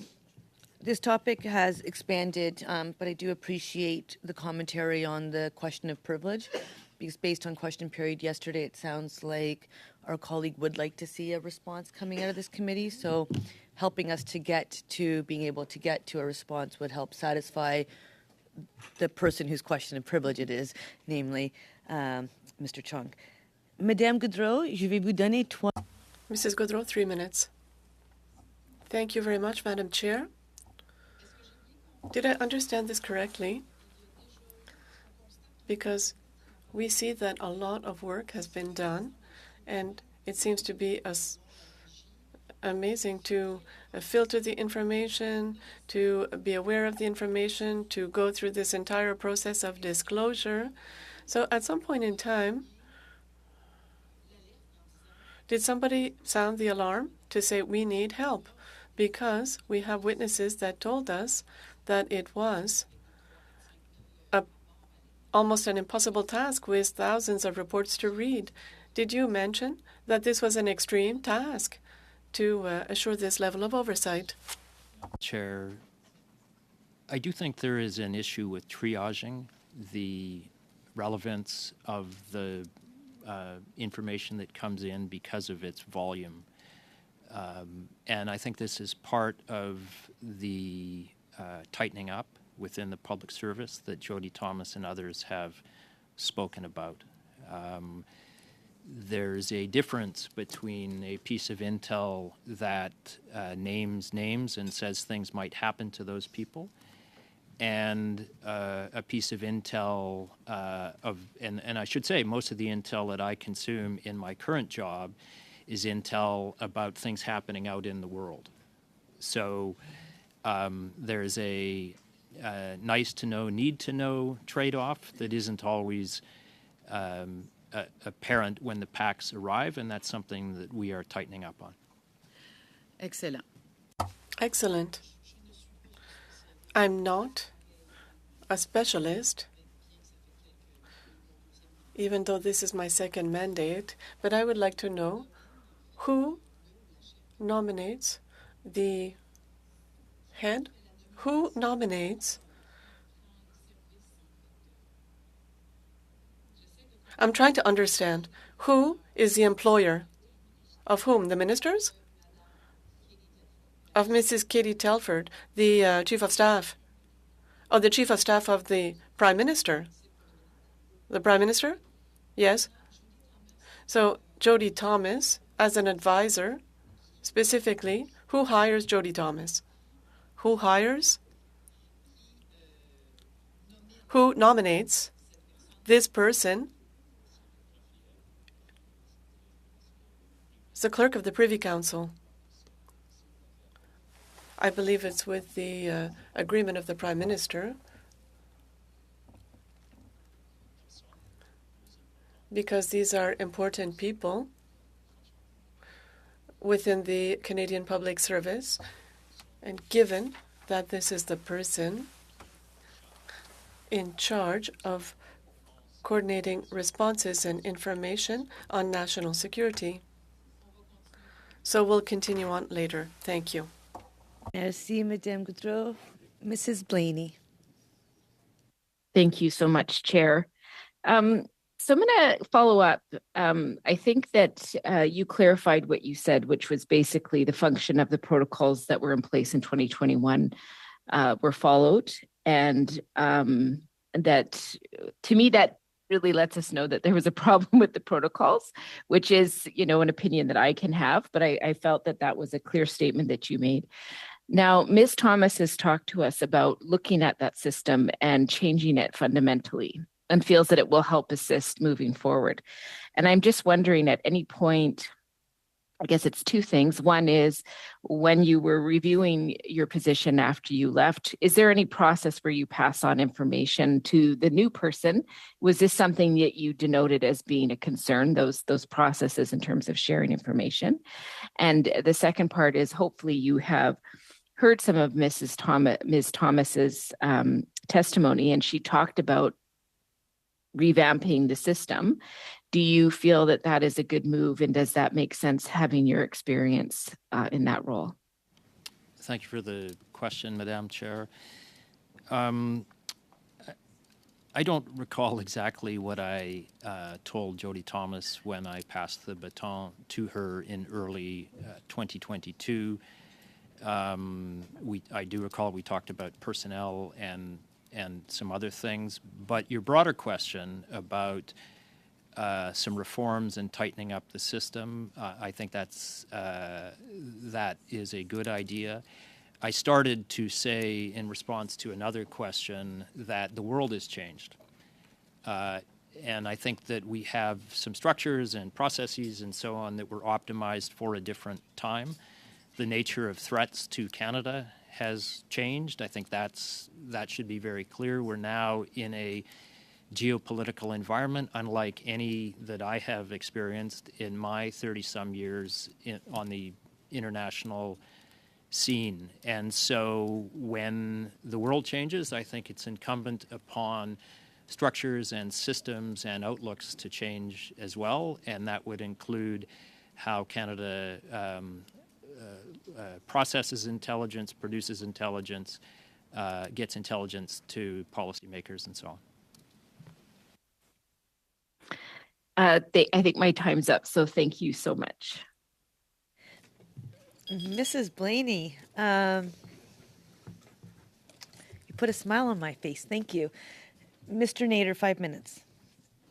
Thank you, Madam Chair, and through you, thank you, Mr. Morrison, for joining us here today. I want to follow up on some comments and some dates that have been thrown out.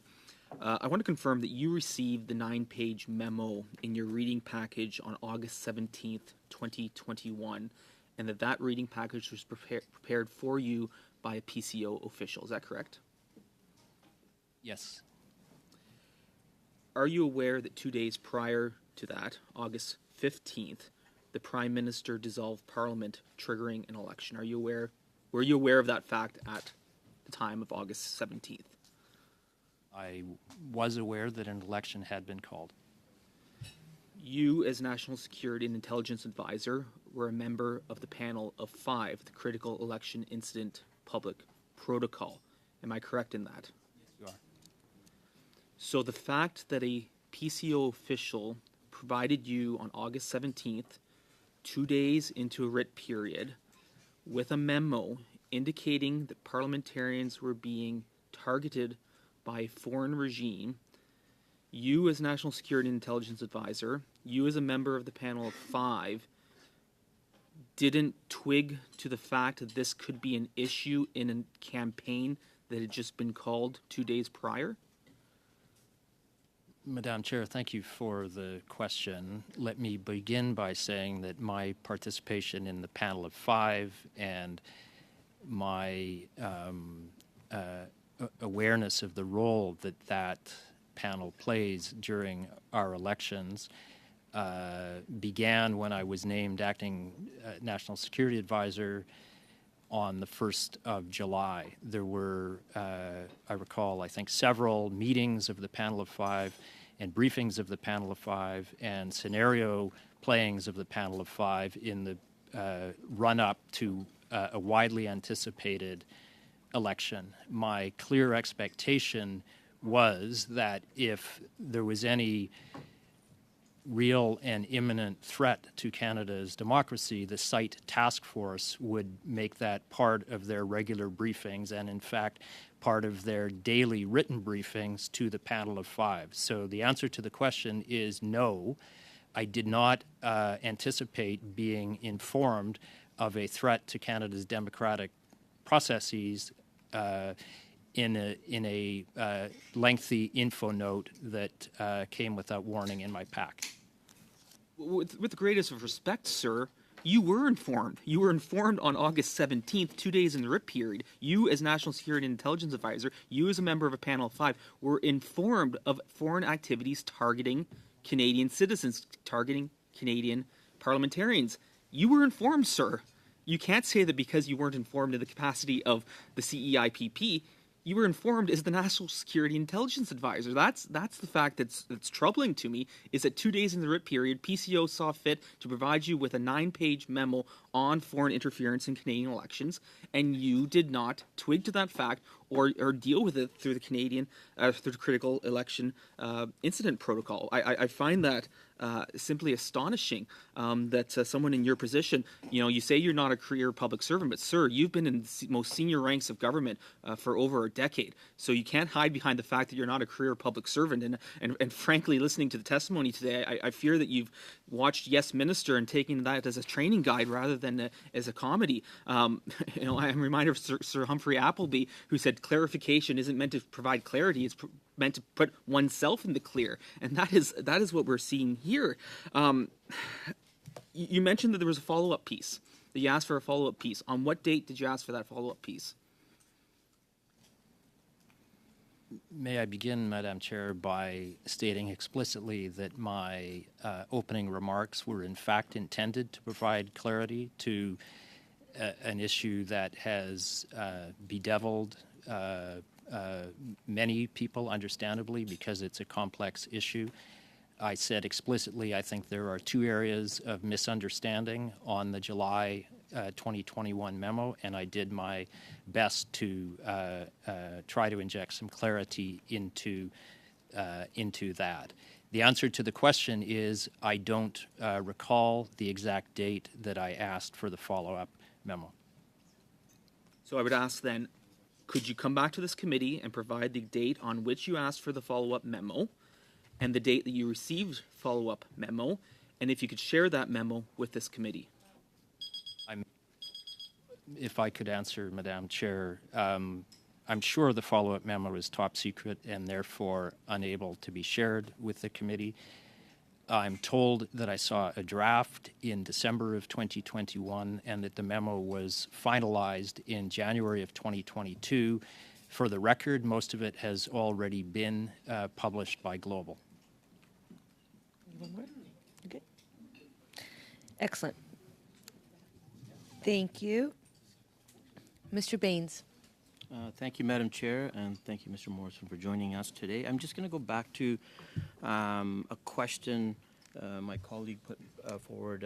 You had mentioned that there was a committee on human rights where all the members, including Mr. Chong, were sanctioned and targeted.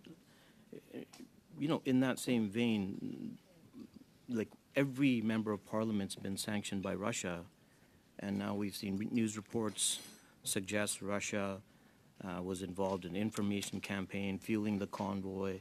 Like, are we targeted? Is that constituted, like being sanctioned, is that a target? So I think of these things, or I think the community thinks of these things as part of a spectrum. And yes, sanctions is obviously a form of targeting.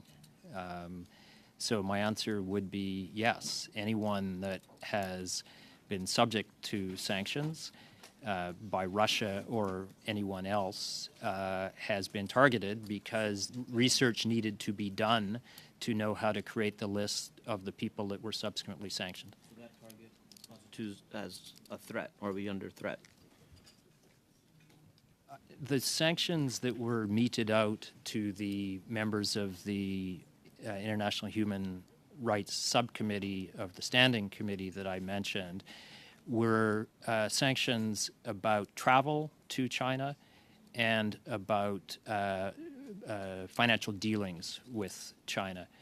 So that is in itself the sanction. It isn't a threat, and it doesn't constitute foreign interference because it's all above board. Canada does this all the time with respect to Haiti, with respect to Russia, with respect to Belarus, with respect to Iran. So the process of researching individuals in a different country and then later sanctioning them is part of how diplomacy and sanctions work. It is not in itself foreign interference. I'm going to move into, after learning about the situation with our colleague, Mr. Chong, government expelled Zhao Wei from the country. Is it difficult to expel a foreign diplomat? The process is not difficult. The decision, I think, decisions to expel foreign diplomats are not taken lightly. In the toolkit of diplomacy that we use when we disagree with action and we want to protest action begins with conversations, statements, goes through written exchanges, and ultimately can get as serious as declaring someone persona non grata, which is what we did in the case of Chinese foreign interference. Again, as I said, I was very involved in that. There is a public perception about Mr. Zhao's activities. Let me say that the Vienna Convention allows you to expel anyone for any reason, and you don't have to give a reason.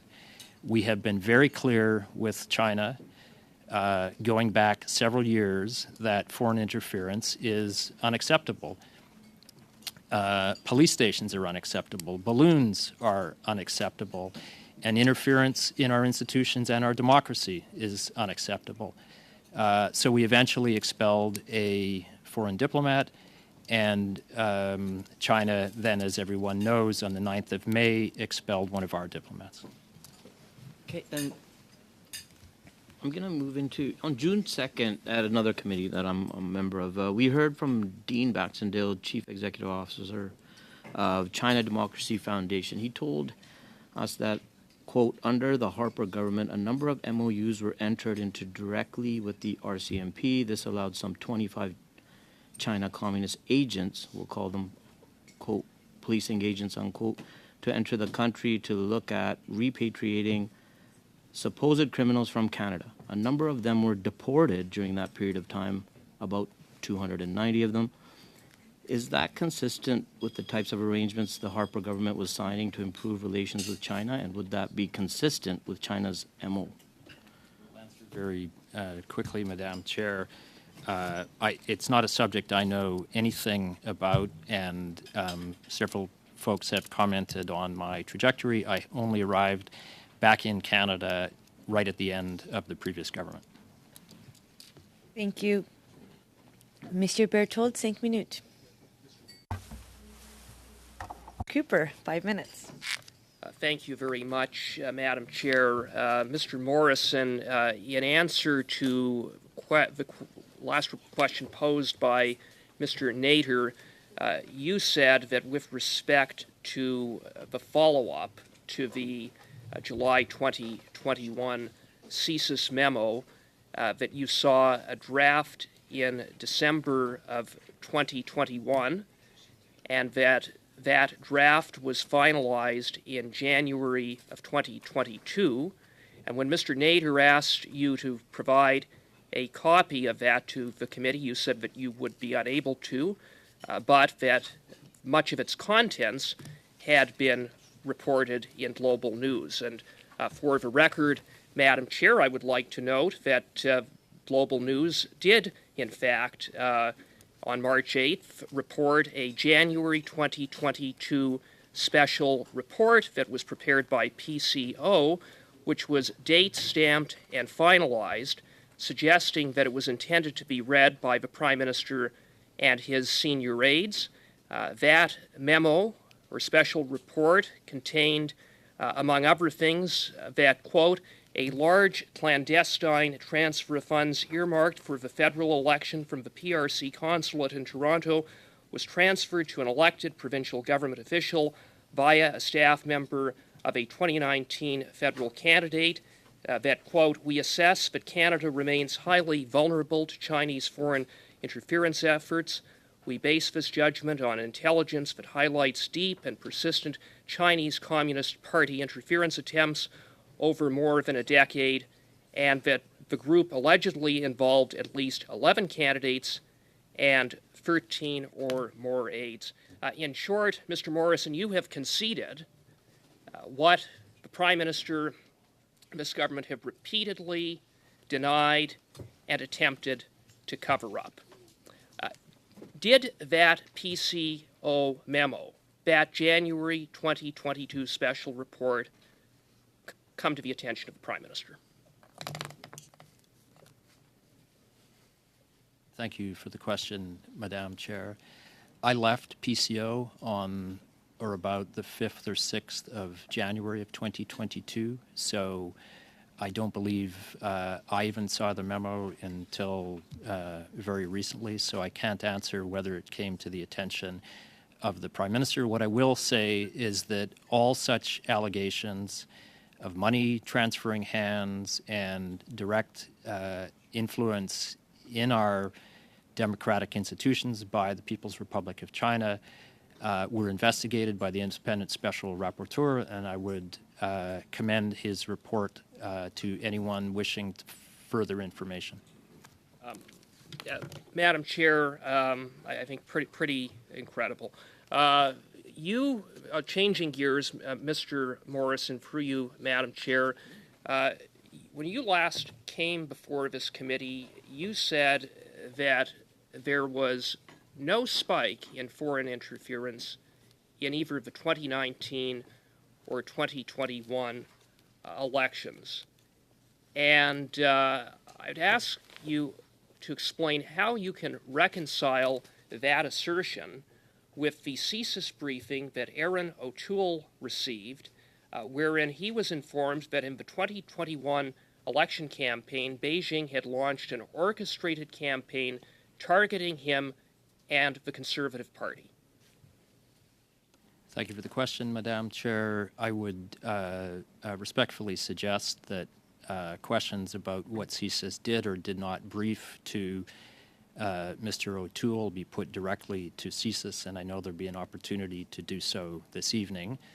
I was a member, as I think the committee knows, of the panel of 5 for the 2021 election. I've answered the question on this several times.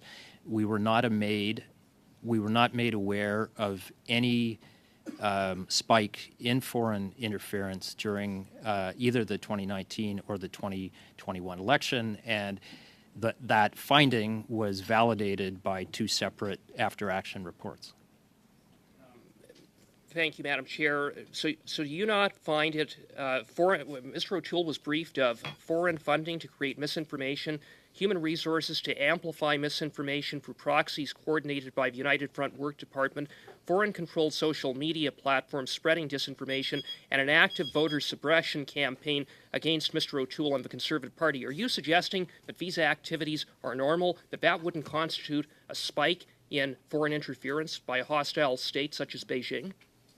Madam Chair, thank you for the question. I would say that I am familiar with the account that has shown up in the media of what took place in that briefing. I'm also saying that what I've said before, there's a baseline level of foreign interference in Canada that did not spike in the 2021 election, and that finding has been validated by independent observers. Thank you. So just so everyone knows, I've entered into the third round of questions. So where we go 5, 5, 2.5, 2.5, 5, 5, because that will bring us to possibility of a fourth round, which then I'll adjust to balance out every member, each party getting an equal amount of time. So I'll just watching the clock, and I'll keep doing that. And please, if we continue like this, we'll actually get through it all. Mrs. Romanado. Thank you very much, Madam Chair. And I want to thank the witness again because he's walking us through a timeline that is going to help us put the puzzle pieces together. As I mentioned, pieces of information and or intelligence taken in its individually, are hard to put the puzzle pieces together. Mr. Morrison, you mentioned the reading package August 17, 2021, had information which included the July 20th memo, that prompted you to do a follow-up, which you then saw in December 2021 a draft, which was finalized in January 2022. We know that an order in council dated January 4th named Jody Thomas National Security and Intelligence Advisor, and she began her role on January 11, 2022. She has testified that, immediately one of her concerns when she took on the role and in her previous role as Deputy Minister of National Defense, that China, the acts of the People's Republic of China were of concern. And this was not something that was new to people. I myself sat on the National Defense Committee during my first mandate and was made aware of concerns of national security issues with respect to China, Russia, and other state actors. Could you walk us through what you would do differently or what you would recommend? So you received the package in August, or the reading package. We were in an election at that time. Cabinet was sworn in later that year. And then the final version. And so therefore there was a delay of approximately, I want to say, 5 months before you actually received the draft. So they were gathering more information, I'm assuming, that you had requested. Could you let us know what would you do differently, or what would you recommend us to help the NSIA and future NSIAs and departments to see if there's something we could have been doing differently in that timeline? Because it seems like quite a bit of time from the time that you requested the follow-up and the time that the draft came. But I'm assuming intelligence is not something that, you send out an email and hope you get information back. This is gathering, and there's various people working on that. And as you mentioned, we were dealing with also the evacuation of Kabul. Could you let us know what you would recommend in that regard? Thank you for the question, Madam Chair. My intent in commissioning the new memo, and I should say it was also a report not intended for anybody to take action, is I wish to drill down to try to convince myself of the details, more of the details of exactly what had been going on. My information is that the United Front Workers Department of the Communist Party of China has existed in one form or another in Canada since the 1950s. So I was interested to know, in all of that time, what has been happening, what is the exact nature of the foreign interference threat in Canada, and what we should do about it. So I asked the team to come back to me with everything they could marshal in terms of examples, specific examples of what China was doing in Canada so that I could inform myself and, if necessary, inform the Prime Minister. That was the intent behind my commissioning the additional work. Thank you for that. And without revealing intelligence information, in furthering that deep dive or asking for follow-up, were the specific names of members of Parliament then provided to you? You don't have to reveal the names, but they were not provided to me. Again, I think the committee should be aware that now we're into January 2022, and according to the protocols in place at the time, action had already been taken in the first half of 2021, action that had been spurred by the intelligence that arrived following the Uyghur motion. that was very helpful. Thank you. Madame Gaudreau. Madame Gaudreau. Thank you. We will continue our discussion. I'm trying to see who is responsible for the individual in the job. So, Chief of Staff is the Prime Minister, the advisor, Mrs. Thomas, it's also the Prime Minister. We had the Special Rapporteur, it was the Prime Minister. And so we've understood, everyone is in agreement, that our culture of intelligence is not up to date. So if we're here, and we should have had steps to go through to be ready for the next election, who has the responsibility? Is it up to the Prime Minister? One, certainly in my view, Madam Chair, we need to distinguish between the Prime Minister's exempt staff and career public servants like myself and Jody Thomas, who will serve whoever is in government. I went on at some length in response to another question about as did Madame Thomas, about the changes to legislative frameworks and to public service business practices that are being undertaken right now to tighten up systems. I've also made the point that some of our systems may not be optimized for structures and systems may not be optimized for the threats Canada faces now and in the future. That is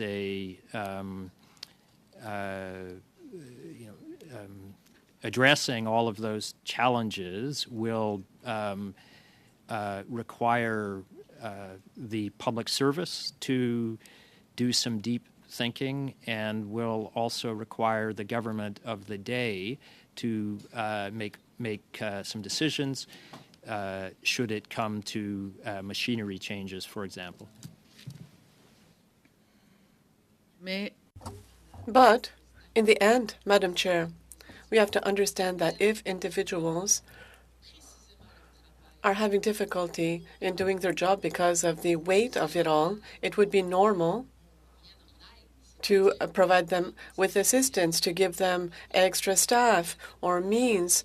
Many witnesses have told us your predecessor left in frustration. He published a report that wasn't studied thoroughly. And so maybe we weren't here today if we had increased the staff to be able to manage raw information that is coming and that now are falling through the cracks, right? Merci. Mrs. Blaney. Well, thank you, Chair. So I do want to come back to the follow-up piece to the report that you've talked about. You've indicated that you can't give us the memo about it, but you have brought it up several times. So I'm just wondering, what can you tell us about that, and in what context did you send it? So I commissioned it. I think that's an important point. And I think it's also important to know, as I've stated, I didn't know how long I was going to be national security and intelligence advisor. The issue of foreign interference I considered serious, and I therefore challenged a team of analysts within the Privy Council office, so not CSIS, but folks that work directly for me, to help educate me as best they could on all of the threats that I should be worried about. And that led to the memo that I have referenced, which, as has been established, wasn't actually finalized until after I left the job. So I will say that it included information that has already been read into the record today. It included international comparisons because Canada is certainly not the only country that has faced foreign interference from China. Some of our Five Eyes partners have, and it's a thing on which we compare notes with others internationally.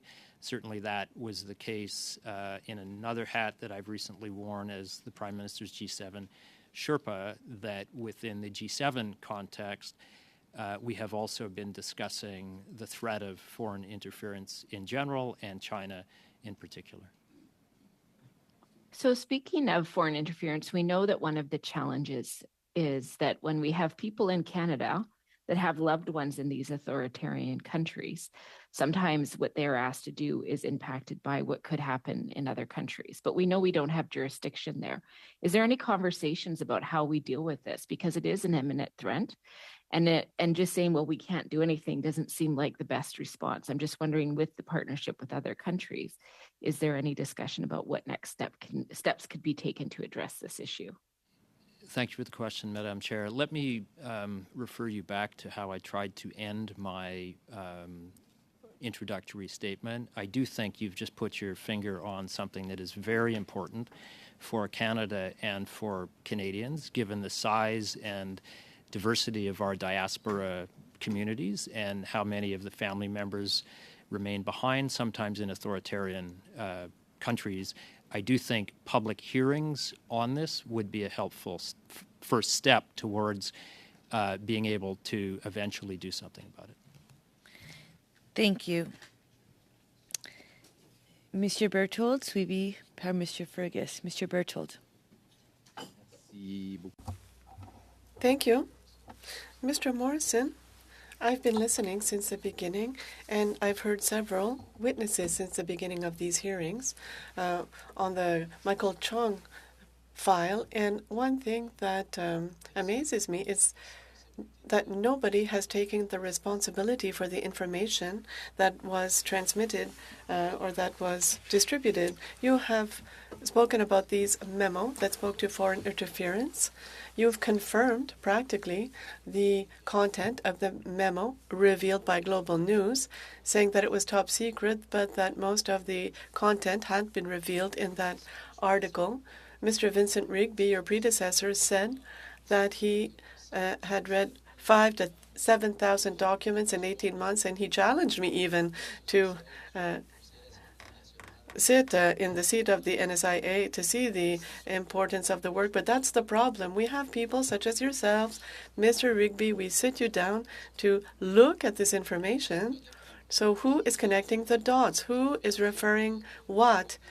Who is determining what happens? The way that I've been listening to you since the beginning. I've heard people who testified here. Everyone was informed, but nobody made a decision. When you see the word information, or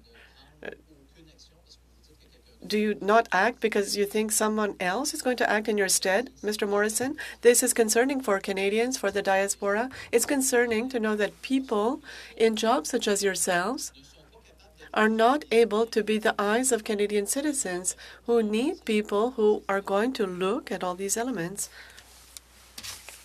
Merci, merci, Madame. Thank you. Thank you, Madam Chair, for the question. Through the dates again, I've given you my opening statement, and I've said that I believe that the system in place functioned according to with respect to Mr. Chong, that the system in place functioned according to the relevant protocols at that time. You've asked a much bigger, or the honourable member has asked a much bigger question about what do you do when there is such a volume of intel reporting, and it's a good and thoughtful question. I used the word, in response to a previous question, I used the word triage. I do think we could be better at flagging up to the National Security Intelligence Advisor, flagging up to me when necessary, particularly relevant pieces of information within global affairs, where I've been for the past 7 or so months. We have tried to tighten up our own efforts to ensure that I know what I need to know and to ensure that the Minister of Foreign Affairs knows what she needs to know. Thank you, Mr. Morrison, and I listened to your opening statement, Mr. Morrison, but it's nonetheless concerning.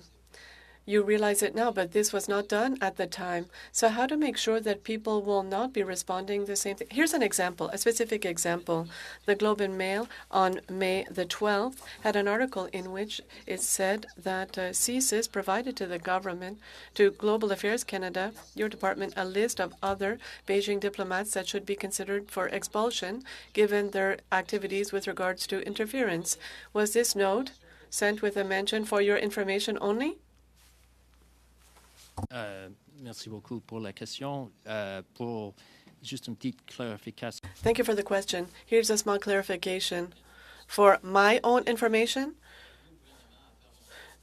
this was provided to Global Affairs, and you are in charge of Global Affairs Canada. And there was a list of other diplomats. Was this list sent to your department with a mention for information purposes only? And if so, who will now act on this list?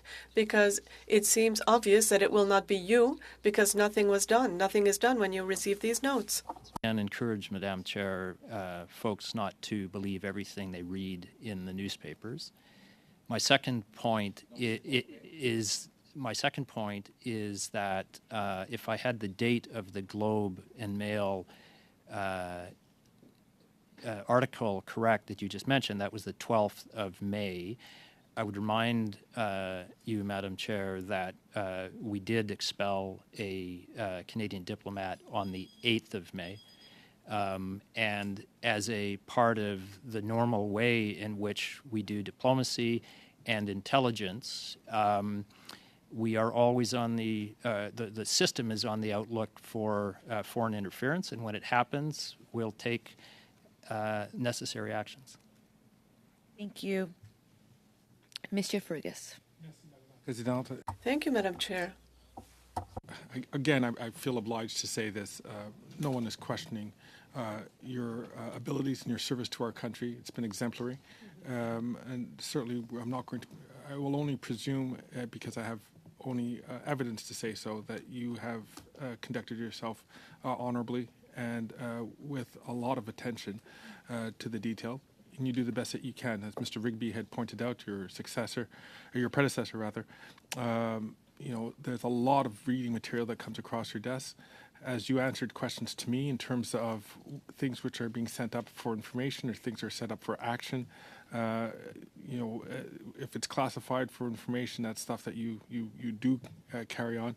And even in spite of getting an information note, you still acted on materials because your experience had taught you that there's something that you want to dig further on. So I thank you for your work. I'd like to go back to a question. There was a question regarding the Johnson report. Mr. Johnson said on page 21, I quote, "There is uncertainty about whether there was money, if it actually went to the staff or the provincial MPP, and there is no intelligence suggesting any federal candidates received these funds. The media reporting later stated that there was no evidence of covert funding, although this was largely overlooked, so the public narrative persisted that candidates, sometimes identified as Liberal candidates, received these funds. NSIA Thomas and the Prime Minister's Chief of Staff both testified to PROC that there was no evidence of money flowing to federal candidates.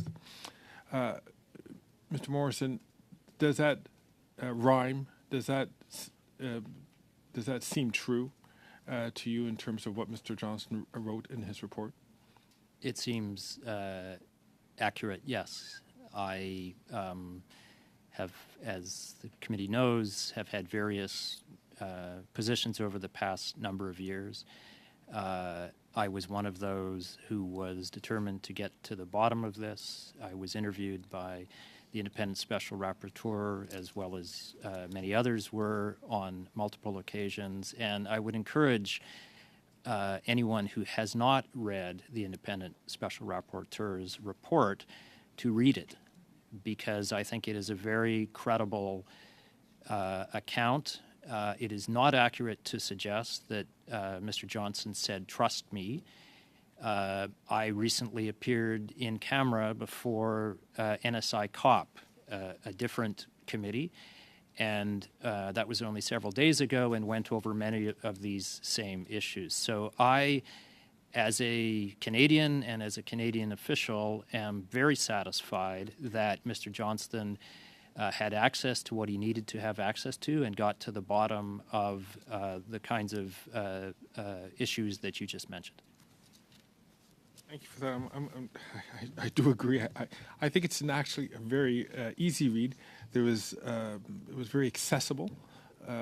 I found that it was not, but it was very far away from being a whitewash. It was very much a very frank note, which identified where we've been, what the threat is, or what the threat seems to be now, and where it's in the direction in which it's trending, and what steps we need to take to make sure that we close that gap.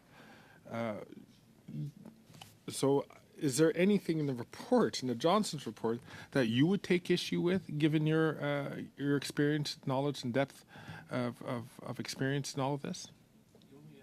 Of the Johnson report that I would take issue with is the notion of a top secret system that a minister may or may not have had access to. I know such systems exist within Global Affairs Canada and exist within the Privy Council office. I've never personally used one, so I doubt very much that a minister's office, I don't know how the minister's office at Public Safety is set up, but since I joined the Canadian government about 10 years ago, all of the intel that I have ever seen has come in hard copy. Thank you very much for that. And that also, again, is consistent with other testimony which we've had around this table from members of the national security and intelligence community. Thank you very much, Madame la Présidente. Thank you very much. We're going to now enter into our final round. Deputy, as you know, we started about 10 minutes late, so we'll just be going about 5 minutes past the hour, 10 minutes past the hour. And what we'll do is we'll do 5 minutes to Mr. Calkins, followed by 5 minutes à Monsieur Fergus, 5 minutes à Madame Goudreau, et puis finalement 5 minutes to Mrs. Goudreau, and then 5 minutes to Mrs. Blaney. Thank you, Madam Chair, and thank you, Mr. Morrison, for coming back to committee. Can you just reiterate for the committee and for people who are watching, how many times did David Johnson meet with you in regards to the report that he issued? 3 times. Was that in person, over the phone? How did that happen?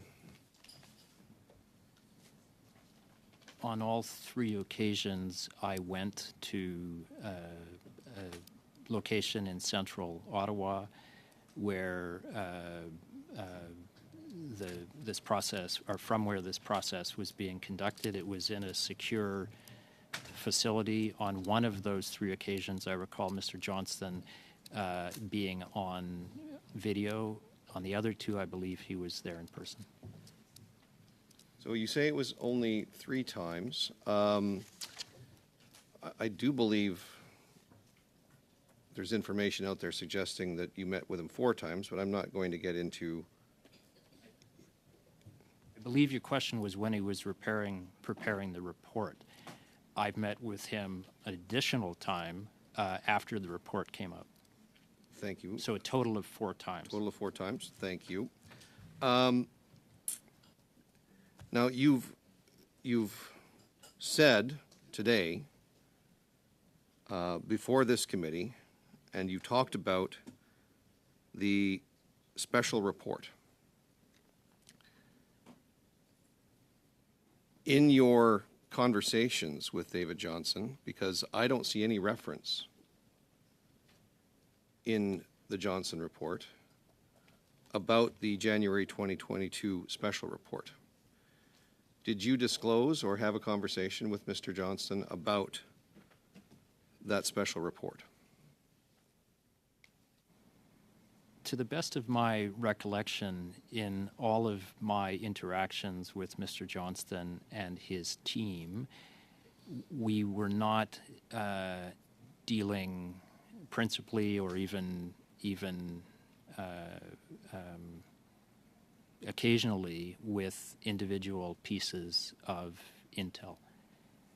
The first time I met Mr. Johnston was on Easter Monday in the afternoon, and it was really, I believe by that time Mr. Johnston had introductory briefings by a range of federal public service colleagues. As Deputy Minister of Foreign Affairs, I'm responsible for something called the Rapid Response Mechanism. I was on the panel of 5, but I believe most of the introductory briefings came from the security and intelligence community. And I was interested, and he was interested, I think, in learning more about the difference between foreign interference and foreign influence. And you needed to go to a remote, secure location to have that general conversation? It seems to me that if you're going to a secure location to have a meeting, you would be talking about classified information. Am I missing something? The setup, and I believe it was established by the Privy Council office, had secure location and a top secret location, if I remember. I know I had to leave my phone outside and take off my smartwatch, and that is because such conversations can range over a wide variety of topics, and we therefore took appropriate protections. You talked about your role on the panel of 5. The Johnson report actually doesn't even address the issues pertaining this memo and other information. He only actually addressed the panel of 5 as it pertains to the 2019 election. Is there a reason that Mr. Johnson would have not included those conversations or included any information from the panel of 5 in the 2021 election? It seems odd that it's missing from his report. You were a member of the panel of 5 in 2021, but not in 2019. Do I have that right? You have that correct. I don't consider it curious at all that his report, well, let me just say the following. There were reports produced by Jim Judd and Maurice Rosenberg about the functioning of the panel in 2019 and 2021, and I would commend those to the committee. Point of order, Madam Chair. I do have one more follow-up. Sorry, I have a point of order, Mr. Nader. Sorry, Madam Chair, I will be exceptionally brief, but I don't want misinformation before the committee. And in a document table yesterday by Mr. Fergus, April 10th, April 12th, April 13th, and April 25th, 4 times before Mr. Johnson's report was tabled, Mr. Morrison met with Mr. Johnson according to the documents tabled by Mr. Fergus. So I just don't want misinformation to hang before the committee. May I respond, Sorry, I'm just going Madam to. Chair? I'm just. My recollection, if I met 4 times with David Johnson before the publication of the report, I apologize. That was my recollection, and the record can be corrected accordingly. Thank you. We appreciate that because I think it's there is a lot going on, but I think Mr. Nader's point is well received, and we appreciate the clarification, and that means the record does reflect accurately, and we'll make sure your comments match. I am going to, Mr. Calkins, just because the exchange was so peaceful and good, yes, one more question to you. So I have in my hands an article from Global News by Marc-Andre Cossette, who says that through a statement issued by your department while you were, I believe, the Deputy Minister of Global Affairs, you said, Mr. Morrison does not recall having received any written material regarding threats to MPs during this time, according to a spokesperson for Global Affairs Canada, where Morrison now serves as Deputy Minister. He also does not recall any oral briefings or discussions on the issue while NSIA, the department said in its statement. Yet you've admitted today before this committee that you were not only functionally aware of threats to members of Parliament, even though you claim you didn't know their names, and you said that you are acutely aware and have even taken credit for initiating responses to the special report in December, originating in December and talked about in January of 2022. So how can you have a premeditated, vetted correspondence coming out of your department while you're the Deputy Minister that completely contradicts what you've said here today at this committee? Thank you for the question, Madam Chair. I believe the actual question had to do with targeting of MPs, and that's the question to which I responded. And I not only claimed not to know the names, I didn't know the names of any of the MPs that had been targeted until I read them in the press. Thank you, Deputy. Mr. Fergus. Thank you very much, Madam Chair. Mr. Morrison, you participated in, first of all, as a result of your work as an SIA, you are privy to a number of documents which are of top security and national security at the highest levels. You have come to this committee and testified and frankly illuminated us on a number of issues. You participated in the review by the independent special rapporteur, and as you had mentioned in the previous questions, you went to a secure room, you received the information, you answered questions fully and frankly. You've appeared before the National Security and Intelligence Committee of Parliamentarians, and yet you're still able to come here and tell us to the best of your abilities without, while fulfilling your responsibilities or your obligations to keep secrets secret, but yet you were able to share with us a number of information, a number of facts and information which has allowed us to glean a lot more about what is going on. I'm not going to ask you a political question, but this is a serious question. Is being informed and being privy to these secret information, has that stopped you from being able to provide to the best of your abilities a frank exchange with members of Parliament without threatening or compromising our national security?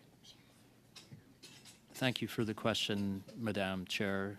I think David Johnston talked when he was before the committee about needing to have some kind of firewall in his head or some kind of protection against revealing things that he's not supposed to reveal. That is an aspect of this business that all of us in the business have to grapple with. I would point out that everything I said in my opening remarks came from either the Globe and Mail or David Johnston's report. So all of that has been available to all Canadians since, or for a number of weeks now. So I like to try to be forthcoming to parliamentarians exercising oversight. That's how our system works. There are some things that can't be shared, but in general, I think we are intelligence exists on a need-to-know basis, and that principle needs to be protected because of sources and methods. But in general, I think it is good that we are having this debate about the role of intelligence in Canadian society and indeed the changing nature of national security. And of course, it's a lot easier to be able to speak authoritatively and to understand the distinctions between rumor, innuendo, and fact. And that usually comes by informing yourself. Thank you very much, Madam Chair. Thank you very much. Madame Goudreau. Merci beaucoup. Thank you very much. I have two questions. We've had very good exchanges, and so my first one. Mr. Morrison, I would like for us to come back to the main issue. You were a member of the working group on elections, and I'm trying to understand. I'm thinking of Mr. O'Toole. Following the elections, he might have been the Prime Minister of a G7 country.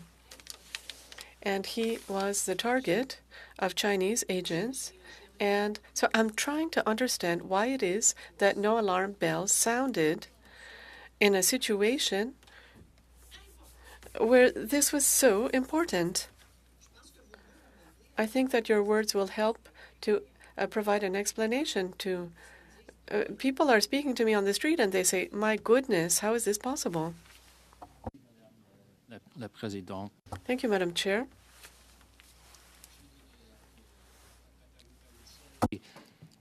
In answer to your question, and this is what I was trying to get at in the way I framed my remarks, I think anyone who's the leader of an opposition or aspires to be the leader of a G7 country or any country, frankly, should recognize that they are very likely to be targets for foreign intelligence agencies, for foreign governments. Those could be targets of influence, targets of interference. We certainly build profiles in this country on all sorts of people in other countries because that's what our national interests demand. It is important to know the background of the inclinations of the likely policy positions of leaders and opposition leaders in other countries. So I tried to say several times that there is nothing necessarily nefarious in a foreign government building a profile on a prominent Canadian. As I've said, this is part of what we do via our embassies, and frankly, it helps make our diplomacy more effective. If the Prime Minister knows something about the background, something that's not available on the website of a foreign leader before he meets that foreign leader. It was said by one of my questioners from this side of the room that that seems to be normal activity. It crosses a line when it is coercive, deceptive, or threatening to an individual or an institution. That is the definition of foreign interference, and that is what is unacceptable. So once again, the thresholds are something extremely important. Otherwise, what we see here is that it doesn't seem to be sufficiently important, even though it is. And my last question, you were a representative at the G7 summit, Charlevoix, and the G7 summit in Charlevoix. And so there was a mechanism of rapid response that was implemented at the time. And we have to say this. So this mechanism should have worked very well at the time, but did it fail? I'm talking about the leader of the official opposition here, potentially the Prime Minister. So why, in the past, were we able to do things, and now I'm trying to understand. I still fail to understand. Madam Chair, that's an excellent question. The member is correct. Following the Charlevoix Summit in 2018, Canada did create a mechanism that is called the Rapid Response Mechanism to try to coordinate the G7 countries to identify